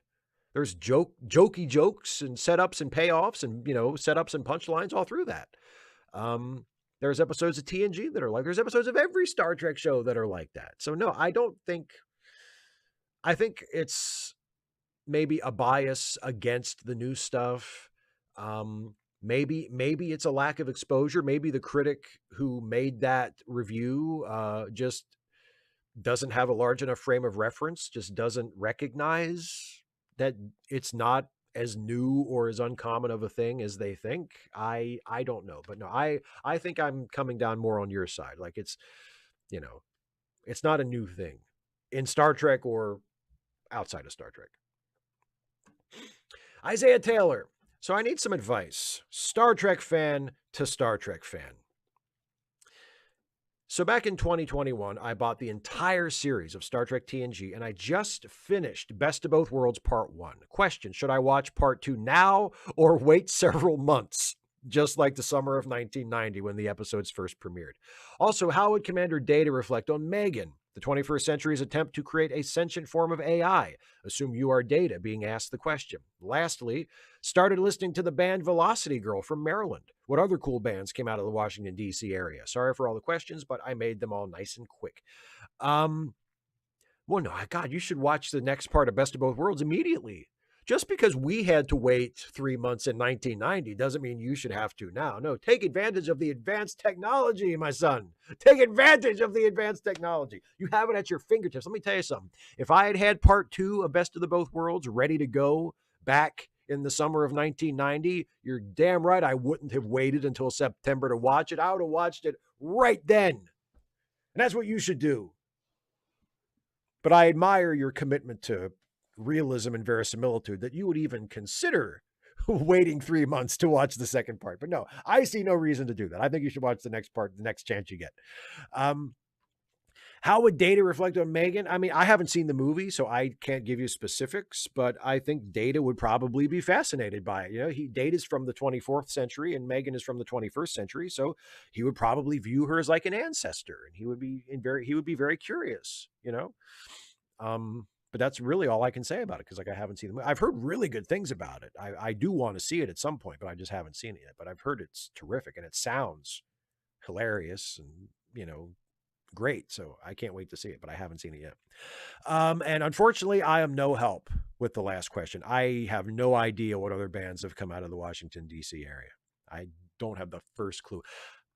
I think Duke Ellington was born in Washington, D.C., but he didn't make his name there. I think he made his name in New York. So I'm not sure how old he was when he left DC and moved to Harlem, I can't remember.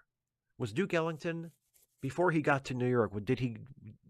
Was he in Kansas City or St. Louis first? And then he eventually made his way. I can't remember. But anyway, Duke Ellington was born in Washington, D.C., but I don't think he was part of the Washington, D.C. music scene in any big way. And even if he was, that was like 100 years ago. So that's probably not what you're thinking of. But no, unfortunately, I'm no help as far as that goes. Russell says, good afternoon, Steve. How are you doing? Well, the first thing isn't so much of a question. I was pleasantly surprised by the amount of people interested in NYPD Blue in your group 2 weeks ago. I do think it's fair to point out, though, this show is 12 seasons long and will take a while to get through. One of the questions asked was, do you consider this show to be propaganda? And it got me to think about a question I had asked you once before. Had Andy been a real cop, do you think he should be allowed to do his job? Here's the thing. NYPD Blue's Andy was about a man with certain issues, but he always tried to better himself, and on occasion admitted to being wrong. It's like Fancy once said, if someone I loved was murdered, I would want Andy to catch. So this being said, if Andy was a real person, would you want him to be a cop, or do you believe he has too much prejudice to be redeemed? I was kind of curious also with the addition of Sergeant Martens. I thought they handled certain issues fairly. Well, yeah, I've told you many times, I think Sergeant Martens was one of my favorite, if not my favorite, recurring character on the show.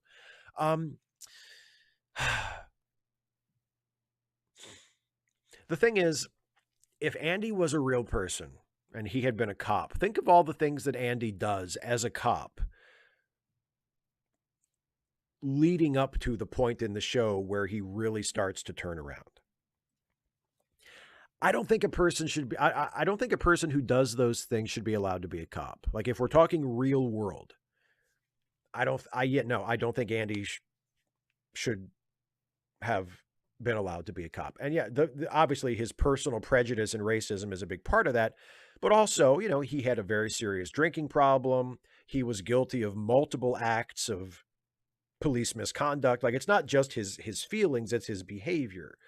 And, you know, so no, I don't think that he should have been allowed to be a cop if he were a real person. Um, NYPD Blue makes it clear that he is a good cop in the sense of like being able to solve cases. You know, like he's good at finding the guilty person. But like, how much is that really worth? Are there not other cops that can do that job? And is it really worth it to give such an obviously prejudiced, troubled, erratic person, you know, 12 years more on the job so that they maybe have an opportunity to become better people? Yeah, you know, I don't think it is if we're talking real world. Now, thankfully, NYPD Blue was a TV show, and that's not really a concern. And Andy remained a cop and remained on the show and became this absolutely wonderful character. You know, I love Andy. He's one of my favorite characters in the history of television. And the fact that he does go through that change, and we do see him slowly becoming a better person, and we see that he is trying, and he does sometimes admit when he's wrong, and he does actually become a better person and overcome his demons by the end of the show. And because the show does take so damn long and it is on for 12 seasons like that, it actually feels kind of realistic. Like he doesn't undergo you know, an overnight change of heart and just, you know, find religion one night and wake up and go, I'm a new man. You know, like it is a long, gradual process. So if you skip from the first episode to the last episode, you're like, how could this possibly be the same guy? But if you watch it all along, it feels like a natural progression. You know, and he's not, I mean, he's not like an angel in the last episode, but he's clearly in a much different place than he was back at the beginning. So he's a great character, one of my favorite characters. And Dennis Franz, just an absolutely splendid actor who gives a great performance all through the show as Andy. But if he were real, should he be a cop? I don't think I can justify that. No. And finally, last question from John Burns. Hey, Steve, hydrate. Recently, you mentioned Spain under Franco, but I do want to mention that Europe as a continent has improved since Franco took over. Considering how much influence Europe has on the world and the US, what's happened in that continent should be something that can give optimism to the future of humanity. After all, there has been progress within Spain and with Europe enough that if Putin was captured and brought to justice for war crimes, having this justice happen in the International Criminal Court in The Hague, for example, instead of the US or another area, is a wise idea. After all, you want a problem within Europe settled within Europe, as Russia and the Ukraine are a European problem to be dealt with within European jurisdiction. Thoughts? Well, yeah, no, I agree with you. I do think Europe has made fantastic strides since World War II. For sure. You're absolutely right. The European Union is a fantastic accomplishment. The International Criminal Court, located or headquartered in The Hague, is a very important institution. And yeah, it would be great to see Putin in The Hague. It would be great for the United States to become a signatory to the International Criminal Court, which we currently are not. And I think that's terrible. Of course, we should be a member of the International Criminal Court. And we should be subject to its jurisdiction because we are a part of the international community. And it's crazy that we're not part of the International Criminal Court, and kind of suspicious. Like, why wouldn't we want to be? What are we afraid of? But no, I agree with you. I agree with you 100% this time. I think Europe has made great strides diplomatically and politically. Not that it still doesn't have problems, because obviously it does, and not just from people like Putin, but just, you know, the kinds of problems that any society would have. It's certainly not perfect, but it has made great strides, and in many ways, it's ahead of the United States. You know, in some cases, far ahead of the United States. So yeah, I think that's completely fair to point out. Yeah, absolutely. So there you go. Good question. Thanks for the question, John. And that's it for the questions. Now I am going to turn to the live chat here in just a minute. But first, as I said, there's a new Stuffy and Friends short to debut. And as has been my custom over the past couple of months, I'm going to show it to you here now as a part of the live stream. And then tomorrow, it will go up in a square formatted video as a YouTube short. But you get the whole full 16 to 9 aspect ratio, full frame version right here tonight as part of Ask Away. So here we go with the latest Stuffy and Friends short. I hope you enjoy.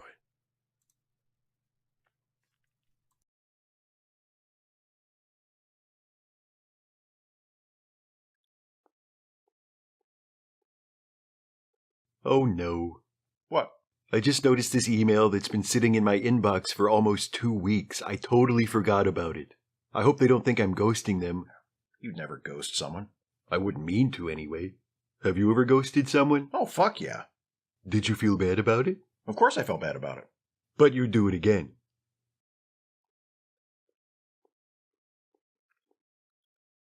But you'd do it again?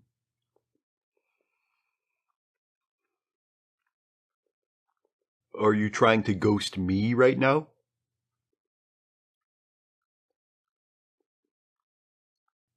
Because it doesn't really work when you're in the same room. You got it, didn't you?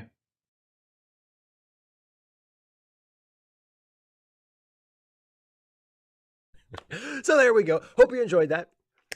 The title of that one, by the way, is The Ghost with the Toast. And yes, I had the title first, and then I wrote from there. So anyway, let's turn to the live chat for the rest of the show. Thank you all for joining me, as always. And let's see what everybody's talking. Looks like people are talking about Star Trek. Imagine that. We're had some discussion about Strange New Worlds.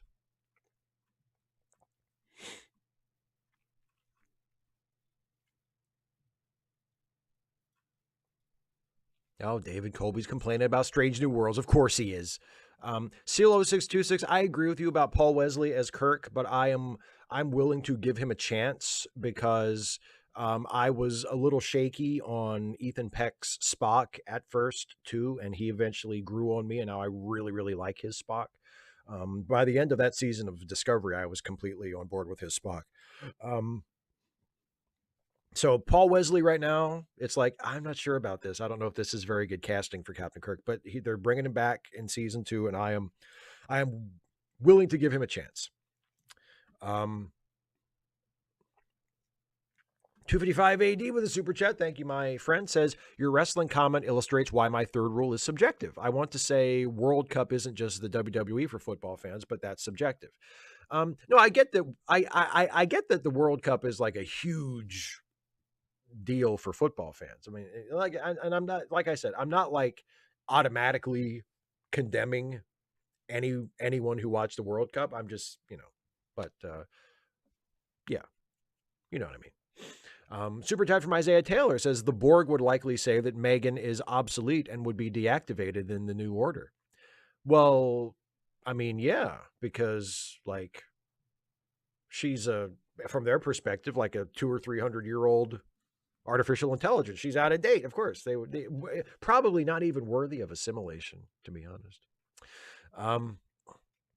David Colby, I'm just being a catty bitch as usual. That's why we love you.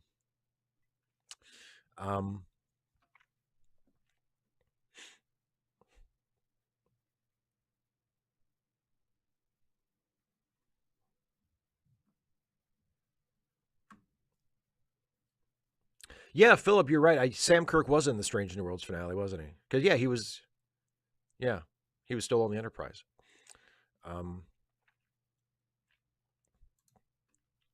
Carlisle the Cinephile with a super chat says, speaking of Stuffy, do you know how he feels about the canine representation in the show Bluey? I have no idea. I suspect that Stuffy's feelings about Bluey are the same as mine, which are that he has never watched the show and therefore has no feelings one way or the other about it. Tasby12 says, on the subject of Orson Welles, are you familiar with his performance as Mr. Potter in the made-for-TV remake of It's a Wonderful Life? I have not seen that. Steve Schmaling says, hey, Steve, I enjoyed your recent Not Actually, fitting when you dropped it. I was thinking earlier that day that Worf only likes Klingon throat singing about the size of Kahless's dick.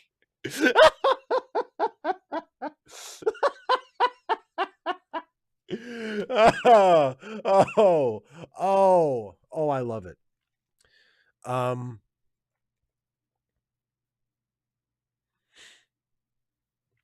Kane 20C says death match, red shirt edition, Ensign Rizzo versus Lieutenant Leslie. I gotta go with Leslie.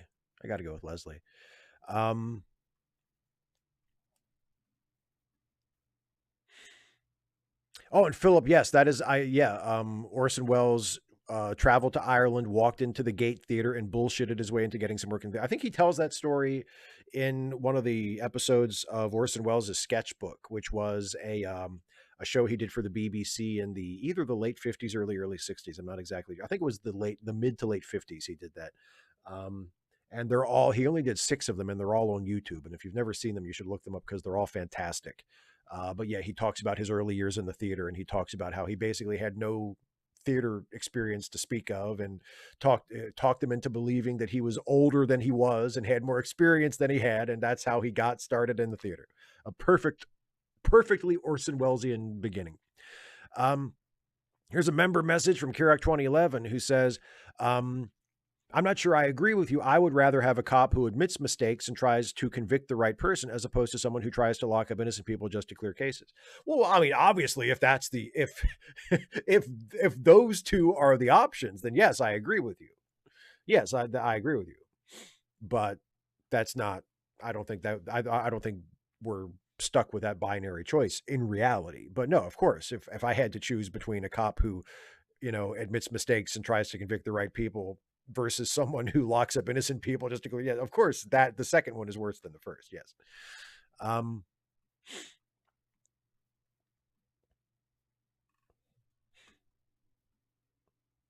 Yes, CLX 666, exactly. He was totally like Sam Rockwell in Galaxy Quest. Yes, it was the mustache. Yes. Did you even watch the show? It's one of my favorite Galaxy Quest lines.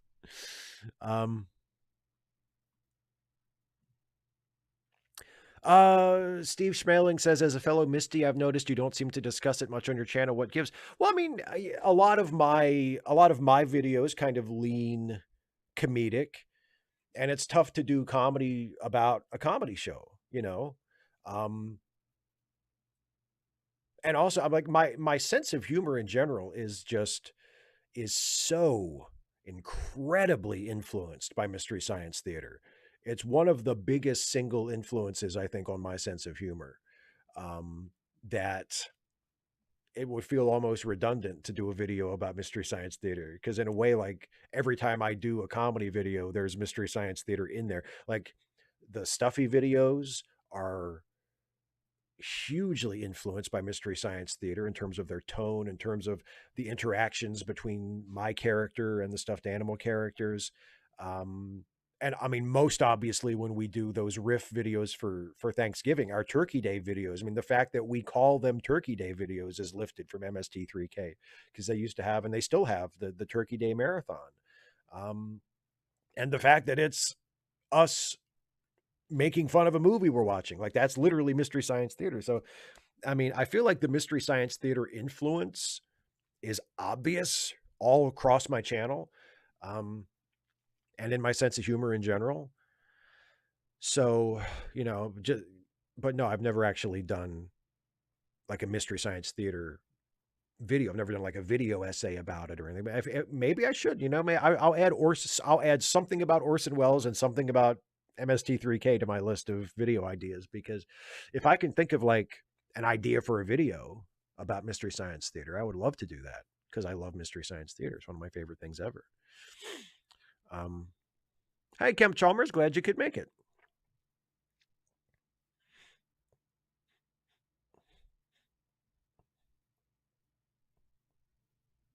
Yeah, Death by Media. It was, I mean, and like I said, it's one of my favorite shows ever. And I think the first episode of it I ever saw is still my favorite episode, which is The Amazing Colossal Man. So Mystery Science Theater was on in the 90s. And it first got big and became popular on Comedy Central. That's where its first 7 years ran, or its first 7 years as a national show, because it was on local TV in Minnesota before that.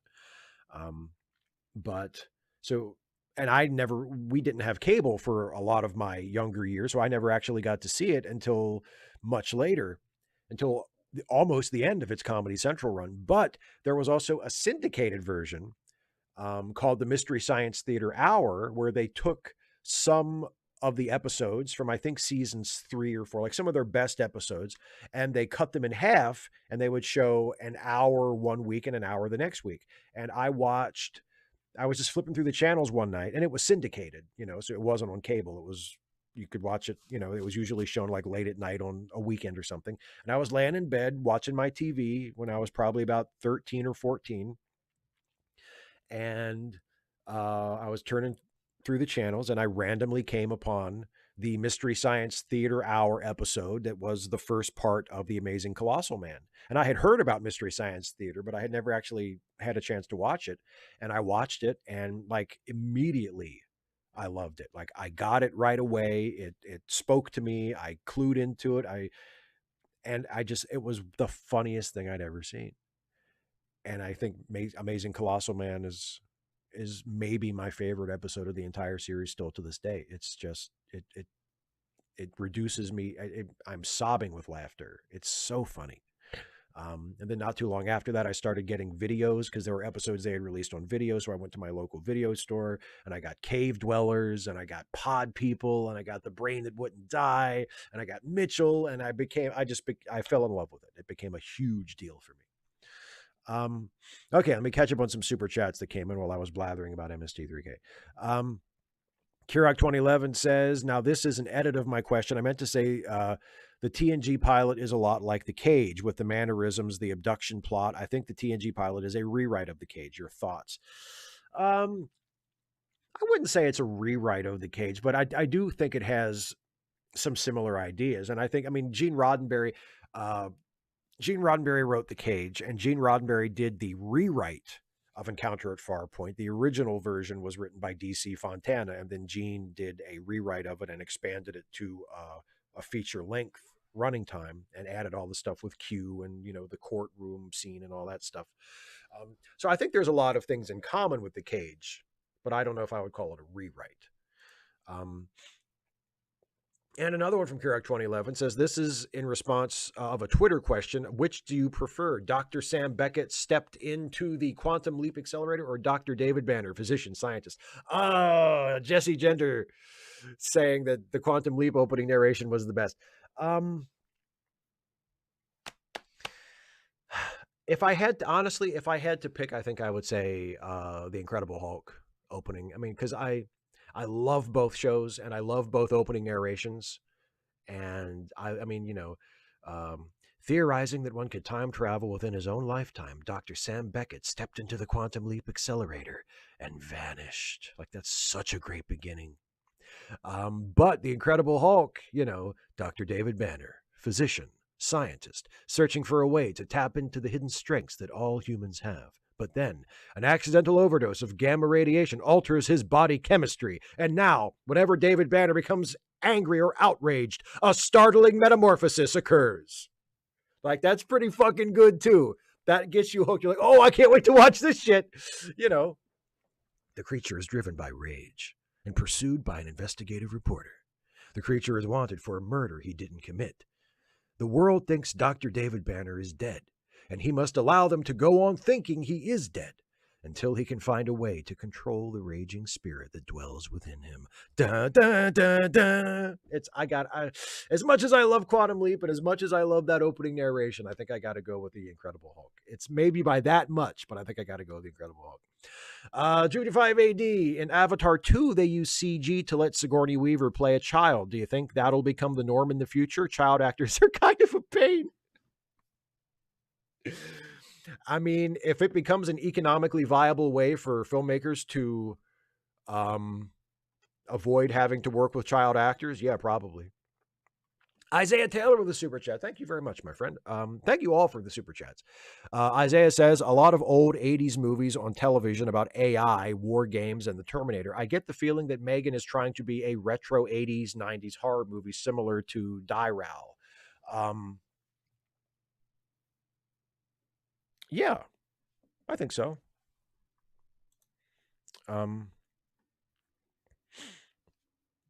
Speaking of Orson Welles, have you ever seen the show The Man Who Saw Tomorrow? Another super chat from Isaiah. Thank you very much, my friend. I don't think I have, actually. No, I don't think I have seen The Man Who Saw Tomorrow. David Colby says, been rereading a favorite book of mine. Reminds me Star Trek is kind of shitty to clones. Remember when Riker just murders his clone in cold blood? Tom Riker was right to be scared. Yeah. It's funny because, there's that early Deep Space Nine episode where the solution to the murder mystery hinges on the fact that the guy who was the murder victim was actually the murderer because he cloned himself and then murdered his own clone to frame someone else for his murder. And when Odo figures it out and catches the guy and he's got him like in a headlock and he's like, you're under arrest, murdering your own clone is still murder. And I remember watching that back in the day and being like, is it? Like, since when? Did they just pass that law? Because you're like, Riker straight up vaporizes his clone in the fucking incubator and nobody even blinked at that. Well, the guy making the clones was like, hey, but like Dr. Pulaski was right there. She was like, yeah, do mine too. So,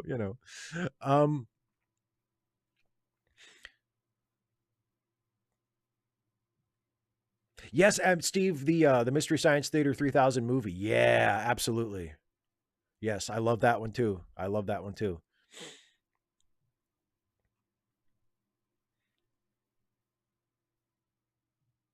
Oh, Kane 20C. I missed a baseball related question from Bridget 108P. Let me go back and find that. Thank you for pointing that out.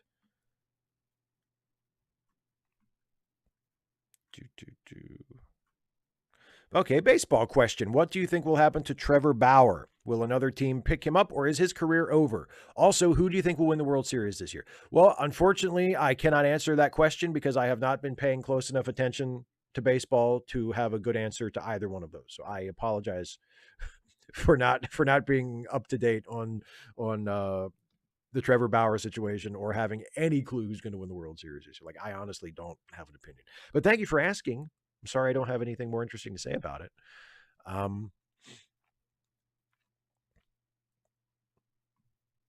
2-5 AD says, do you ever wish your cat had died suddenly? My first dog just died one night. I was sad at the time, but in retrospect, I'm glad I didn't have to decide to put him down. I mean,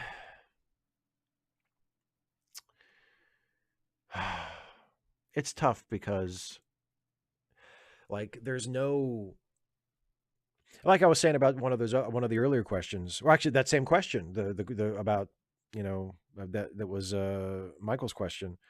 Like, there's no good death, Part of me wishes that she had died naturally, but then it's weird. It's like, I'm glad I was there to be with her at the end. I'm glad I was there with Ashley, and both of us who had been her parents, were there together with her to say goodbye and to be with her, at that time. I'm grateful for that. But it was also a horrible experience. It was a deeply sad experience. So, I mean, what I keep coming back to is there is no good way to do it. Like, no matter how it happens, it's going to be awful. And there's no way to avoid it because it's going to happen one way or another eventually. So I think for me, it doesn't really make a difference whether she had just passed away quietly one night or whether we had to take her and have her, euthanized. Like, either way, it's awful. So I don't really think I have a preference. Let me see. Oh, and here's Michael right here saying, with a super chat. Thank you, Michael. Says, do you miss opening narrations at the start of shows? Sometimes, yeah. Sometimes. Like, I really enjoy Anson Mount's reading of the Star Trek opening narration during Strange New Worlds. I think he does a really good job with that. And yeah, I think because like I think if done proper, because like lots of shows had them in the 70s and 80s, and we don't remember all of them, and they're not all like, still quotable after all these years. But the really good ones, like The Incredible Hulk, like Quantum Leap, like Star Trek, like Knight Rider, like the A-Team, the really good ones we remember. And yeah, I think I guess when I think about it, I do kind of miss, and I miss like big cheesy opening theme songs, you know? Yeah. Yes, Carrick 2011, Ted Cassidy was Ruck from Star Trek. Absolutely. He was a big old android. And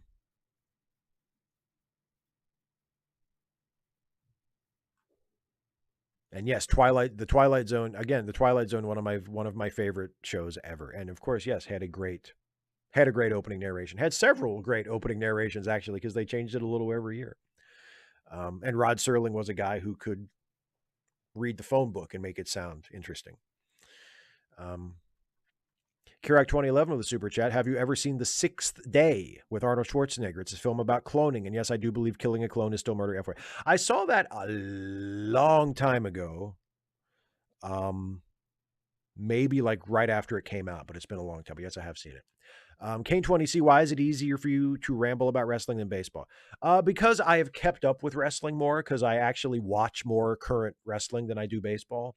I think the last baseball game I watched was the Field of Dreams game last year, which was in July, I think, July or August. And I thought it was great. I loved it. It was really cool. But I don't watch as much baseball as I used to. I don't keep up with it as much as I used to. Whereas I more or less keep up with wrestling, or at least keep up with some wrestling, And also wrestling is like a creative thing. Like wrestling is a form of theater. So I can view it not just as a fan, but I can view it and talk about it with a critical eye, and I'm full of opinions about that kind of shit. Black Body Economics with a super chat. Thank you very much. Says, I'm fleshing out a Trek-like series with our 4 French bulldogs, but I can't decide between voiceovers and subtitles. Thoughts, suggestions? Are the bulldogs able to make noises themselves? Like, can you get them to growl or bark or whatever on command? Because if you can do that, I think subtitles is the way to go, because I picture that in my head, and that seems funny. The idea of like the dogs making their own vocalizations and then you're translating it with the subtitle. But if not, then I would go for voiceovers. Precambrian Lullaby, have I read your novel? No, I have not. Sorry.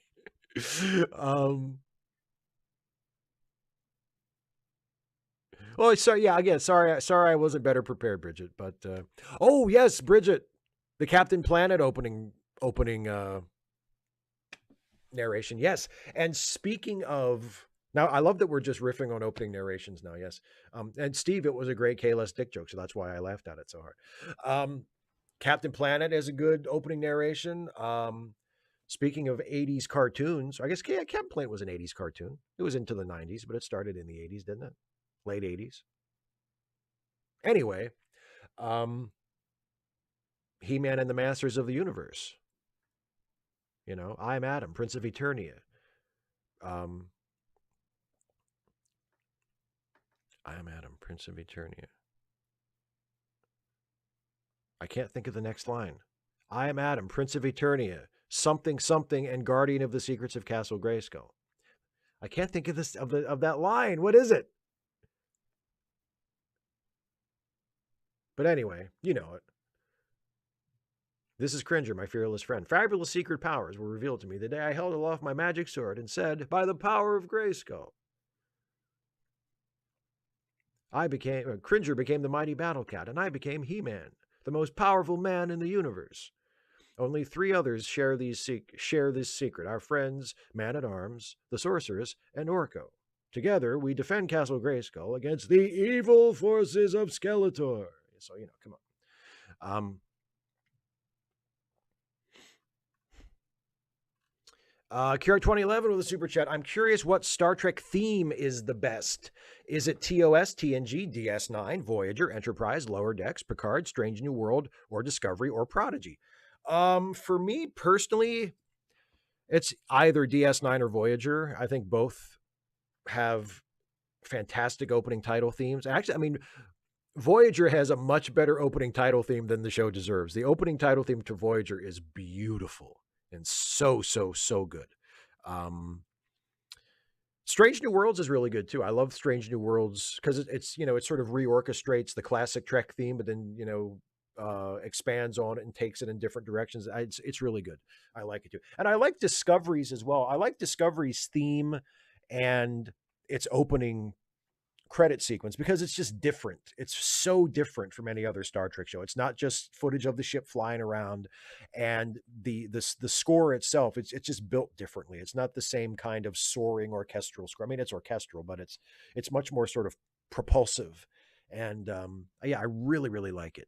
So yeah, and I liked the Lower Decks theme better the first time I heard it when it was in Galaxy Quest. Like, that's why everybody likes everybody who loves the Lower Decks theme. It's because it's a ripoff of the Galaxy Quest theme. Hello? That's fucking Galaxy Quest music. Which is only fair because Lower Decks is a poor attempt to replicate what was so good about Galaxy Quest. Super chat from Carrick 2011. I'm Adam, Prince of Eternity. But isn't there a line before Defender of the Secrets of Castle Grayskull? No, or does he say, I'm Adam, Prince of Eternity and Defender of the Secrets of Castle Grayskull?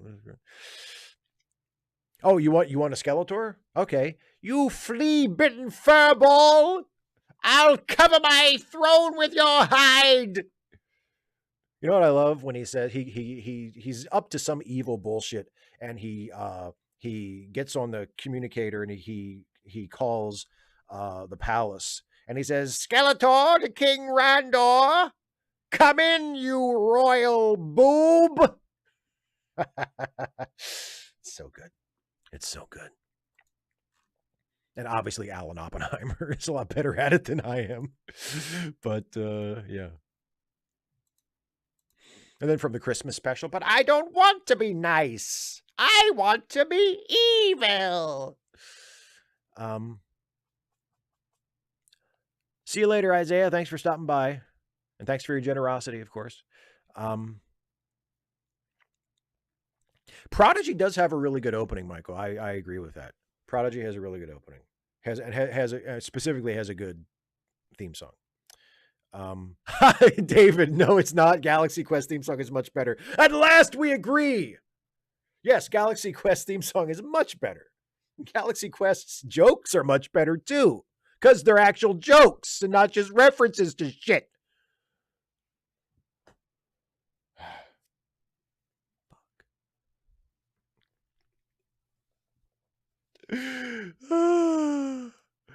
Kirak 2011. What? Y'all don't like Space, the Final Frontier? No, I love it. I love the opening narration to Star Trek.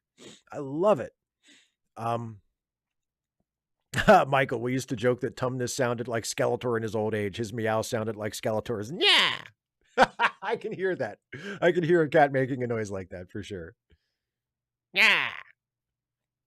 Fuck you, beast man. David Colby says, I love Lower Decks, but it shares all Star Trek shows' main weakness, incredibly boring music. It's all Rick Berman's fault. He's the one who did it.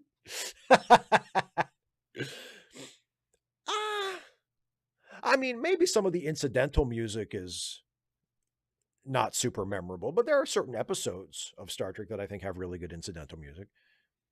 And like I said, I mean, I think some of the theme songs are really good.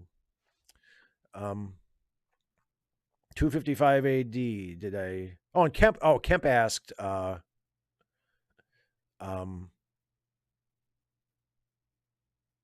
what is the power of heart in Captain Planet? And Bridget answered, the power of heart is love in action. Duh. 255 AD, please assume all my Q&A comments are questions. Okay. Did I miss any?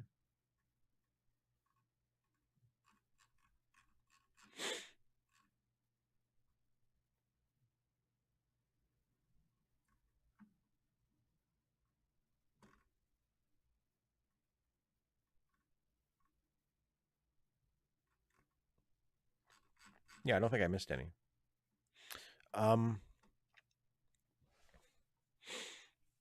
Did I miss a lot? I apologize. I'm sorry. I don't know. I don't always respond to every single thing that people post in chat. Like I do miss some. It's nothing personal. I'm not trying to ignore you. It's just I don't get to everybody.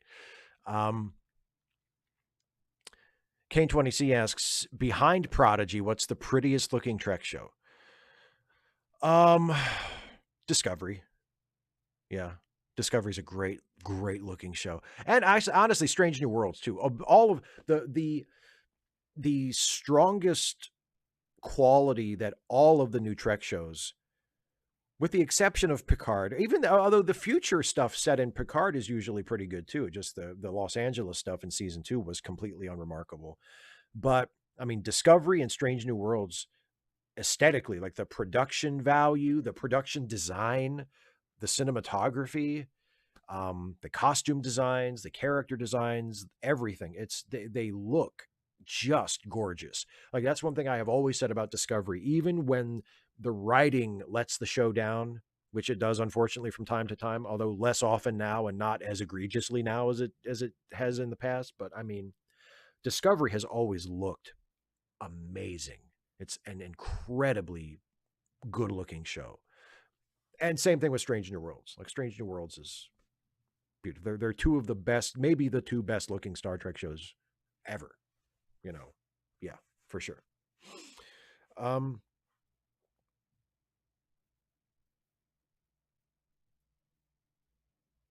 255 AD, I don't know. Like I scrolled back through the chat just now and I saw a lot of retracted messages, but I didn't see any from you that it looked like I had missed.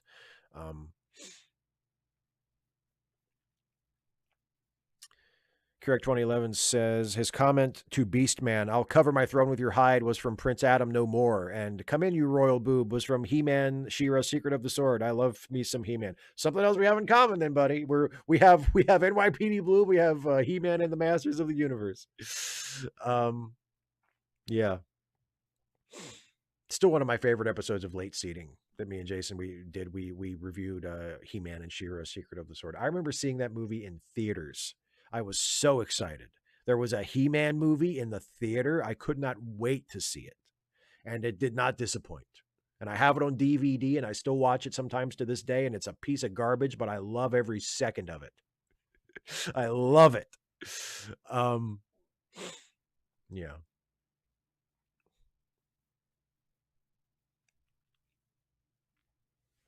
All right, so it's past 8. I'm going to start wrapping up. If you have any, okay, here's from Kurek 2011, final super chat. Do you ever regret not preserving your old He-Man action figures? Sometimes. Yeah, I do sometimes. I have a couple of the newer ones that they released like probably about 10 years ago that are like the same characters, but they're a different, they're not the same figures. They're a little bigger and they're more articulated. And those are pretty cool, but you can't even find those anymore. I think they're out of production and they're really expensive on eBay. But I got a few of those when they first came out. But yeah, I do miss my original He-Man figures because I had a bunch of them. I didn't have like a complete set. I didn't get everything, but I had a lot of them. And I do kind of regret that I didn't, because yeah, I don't have any of them anymore. Like they're all gone. But I do wish that I still had them. Yeah. Anyway, so yeah, I'm going to start wrapping up, but if you have any final questions, go ahead and put them in the chat and I'll come back to them in a minute. But first of all, don't forget charitylinks.page, which is kept up by our friend Some Random Geek. Help out some friends of ours who need a helping hand. And I saw Geek putting in some links earlier. So charitylinks.page is a good sort of central resource for that. And also, please pay attention to the links as he drops them in the chat to help out some friends of ours. Also, don't forget, if you want to help out me and support this channel, you can become a patron at patreon.com, or you can become a channel member by clicking the join button right here on the YouTube page. Either way, you help me to continue to do what I do.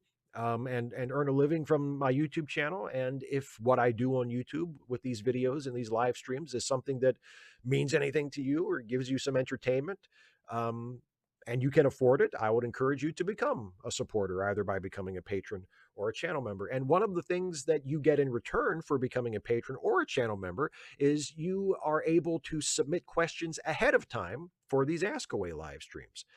So I will answer your question in the first part of the show. So something to consider. Patreon.com/Steve Shives, or click the join button.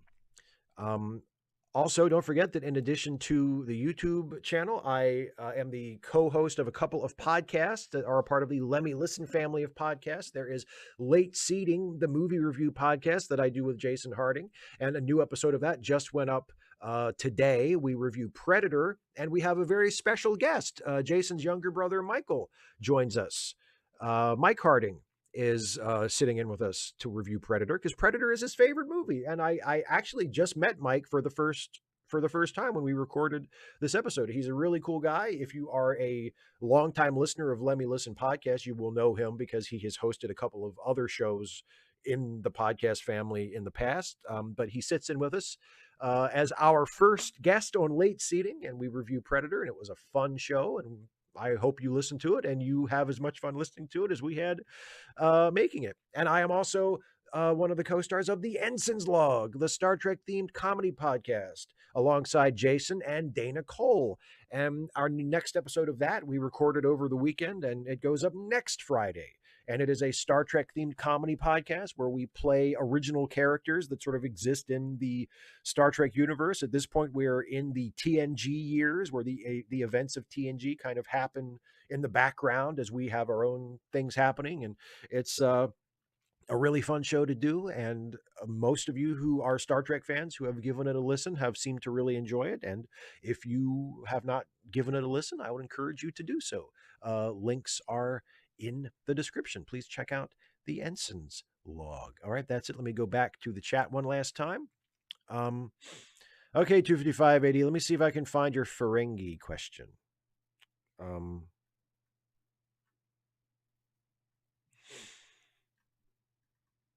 I do not see a Ferengi question from you, my friend.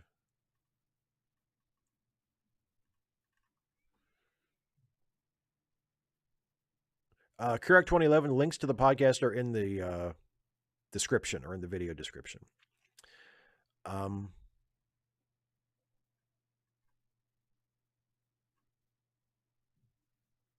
Yeah, and Michael, yes, there is a He-Man movie with Tom Paris, and yes, Dolph Lundgren is He-Man in that. That's the live action Masters of the Universe movie. Yeah.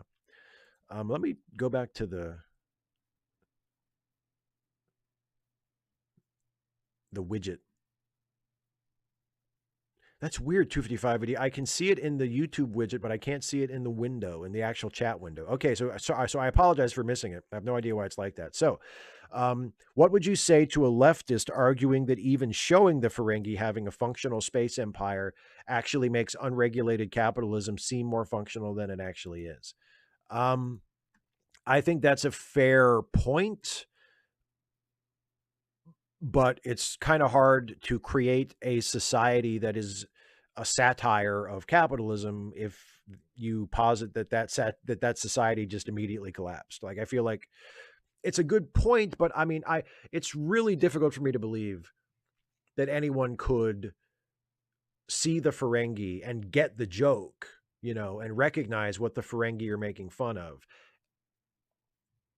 and come away from that thinking that their system was good, or that we're meant to think that their system has positive aspects to it. Like, it's so obviously meant to be a joke and to be a satire and to mock the idea of like out of control capitalism. That I don't think that's an issue. No, I don't think that's a problem.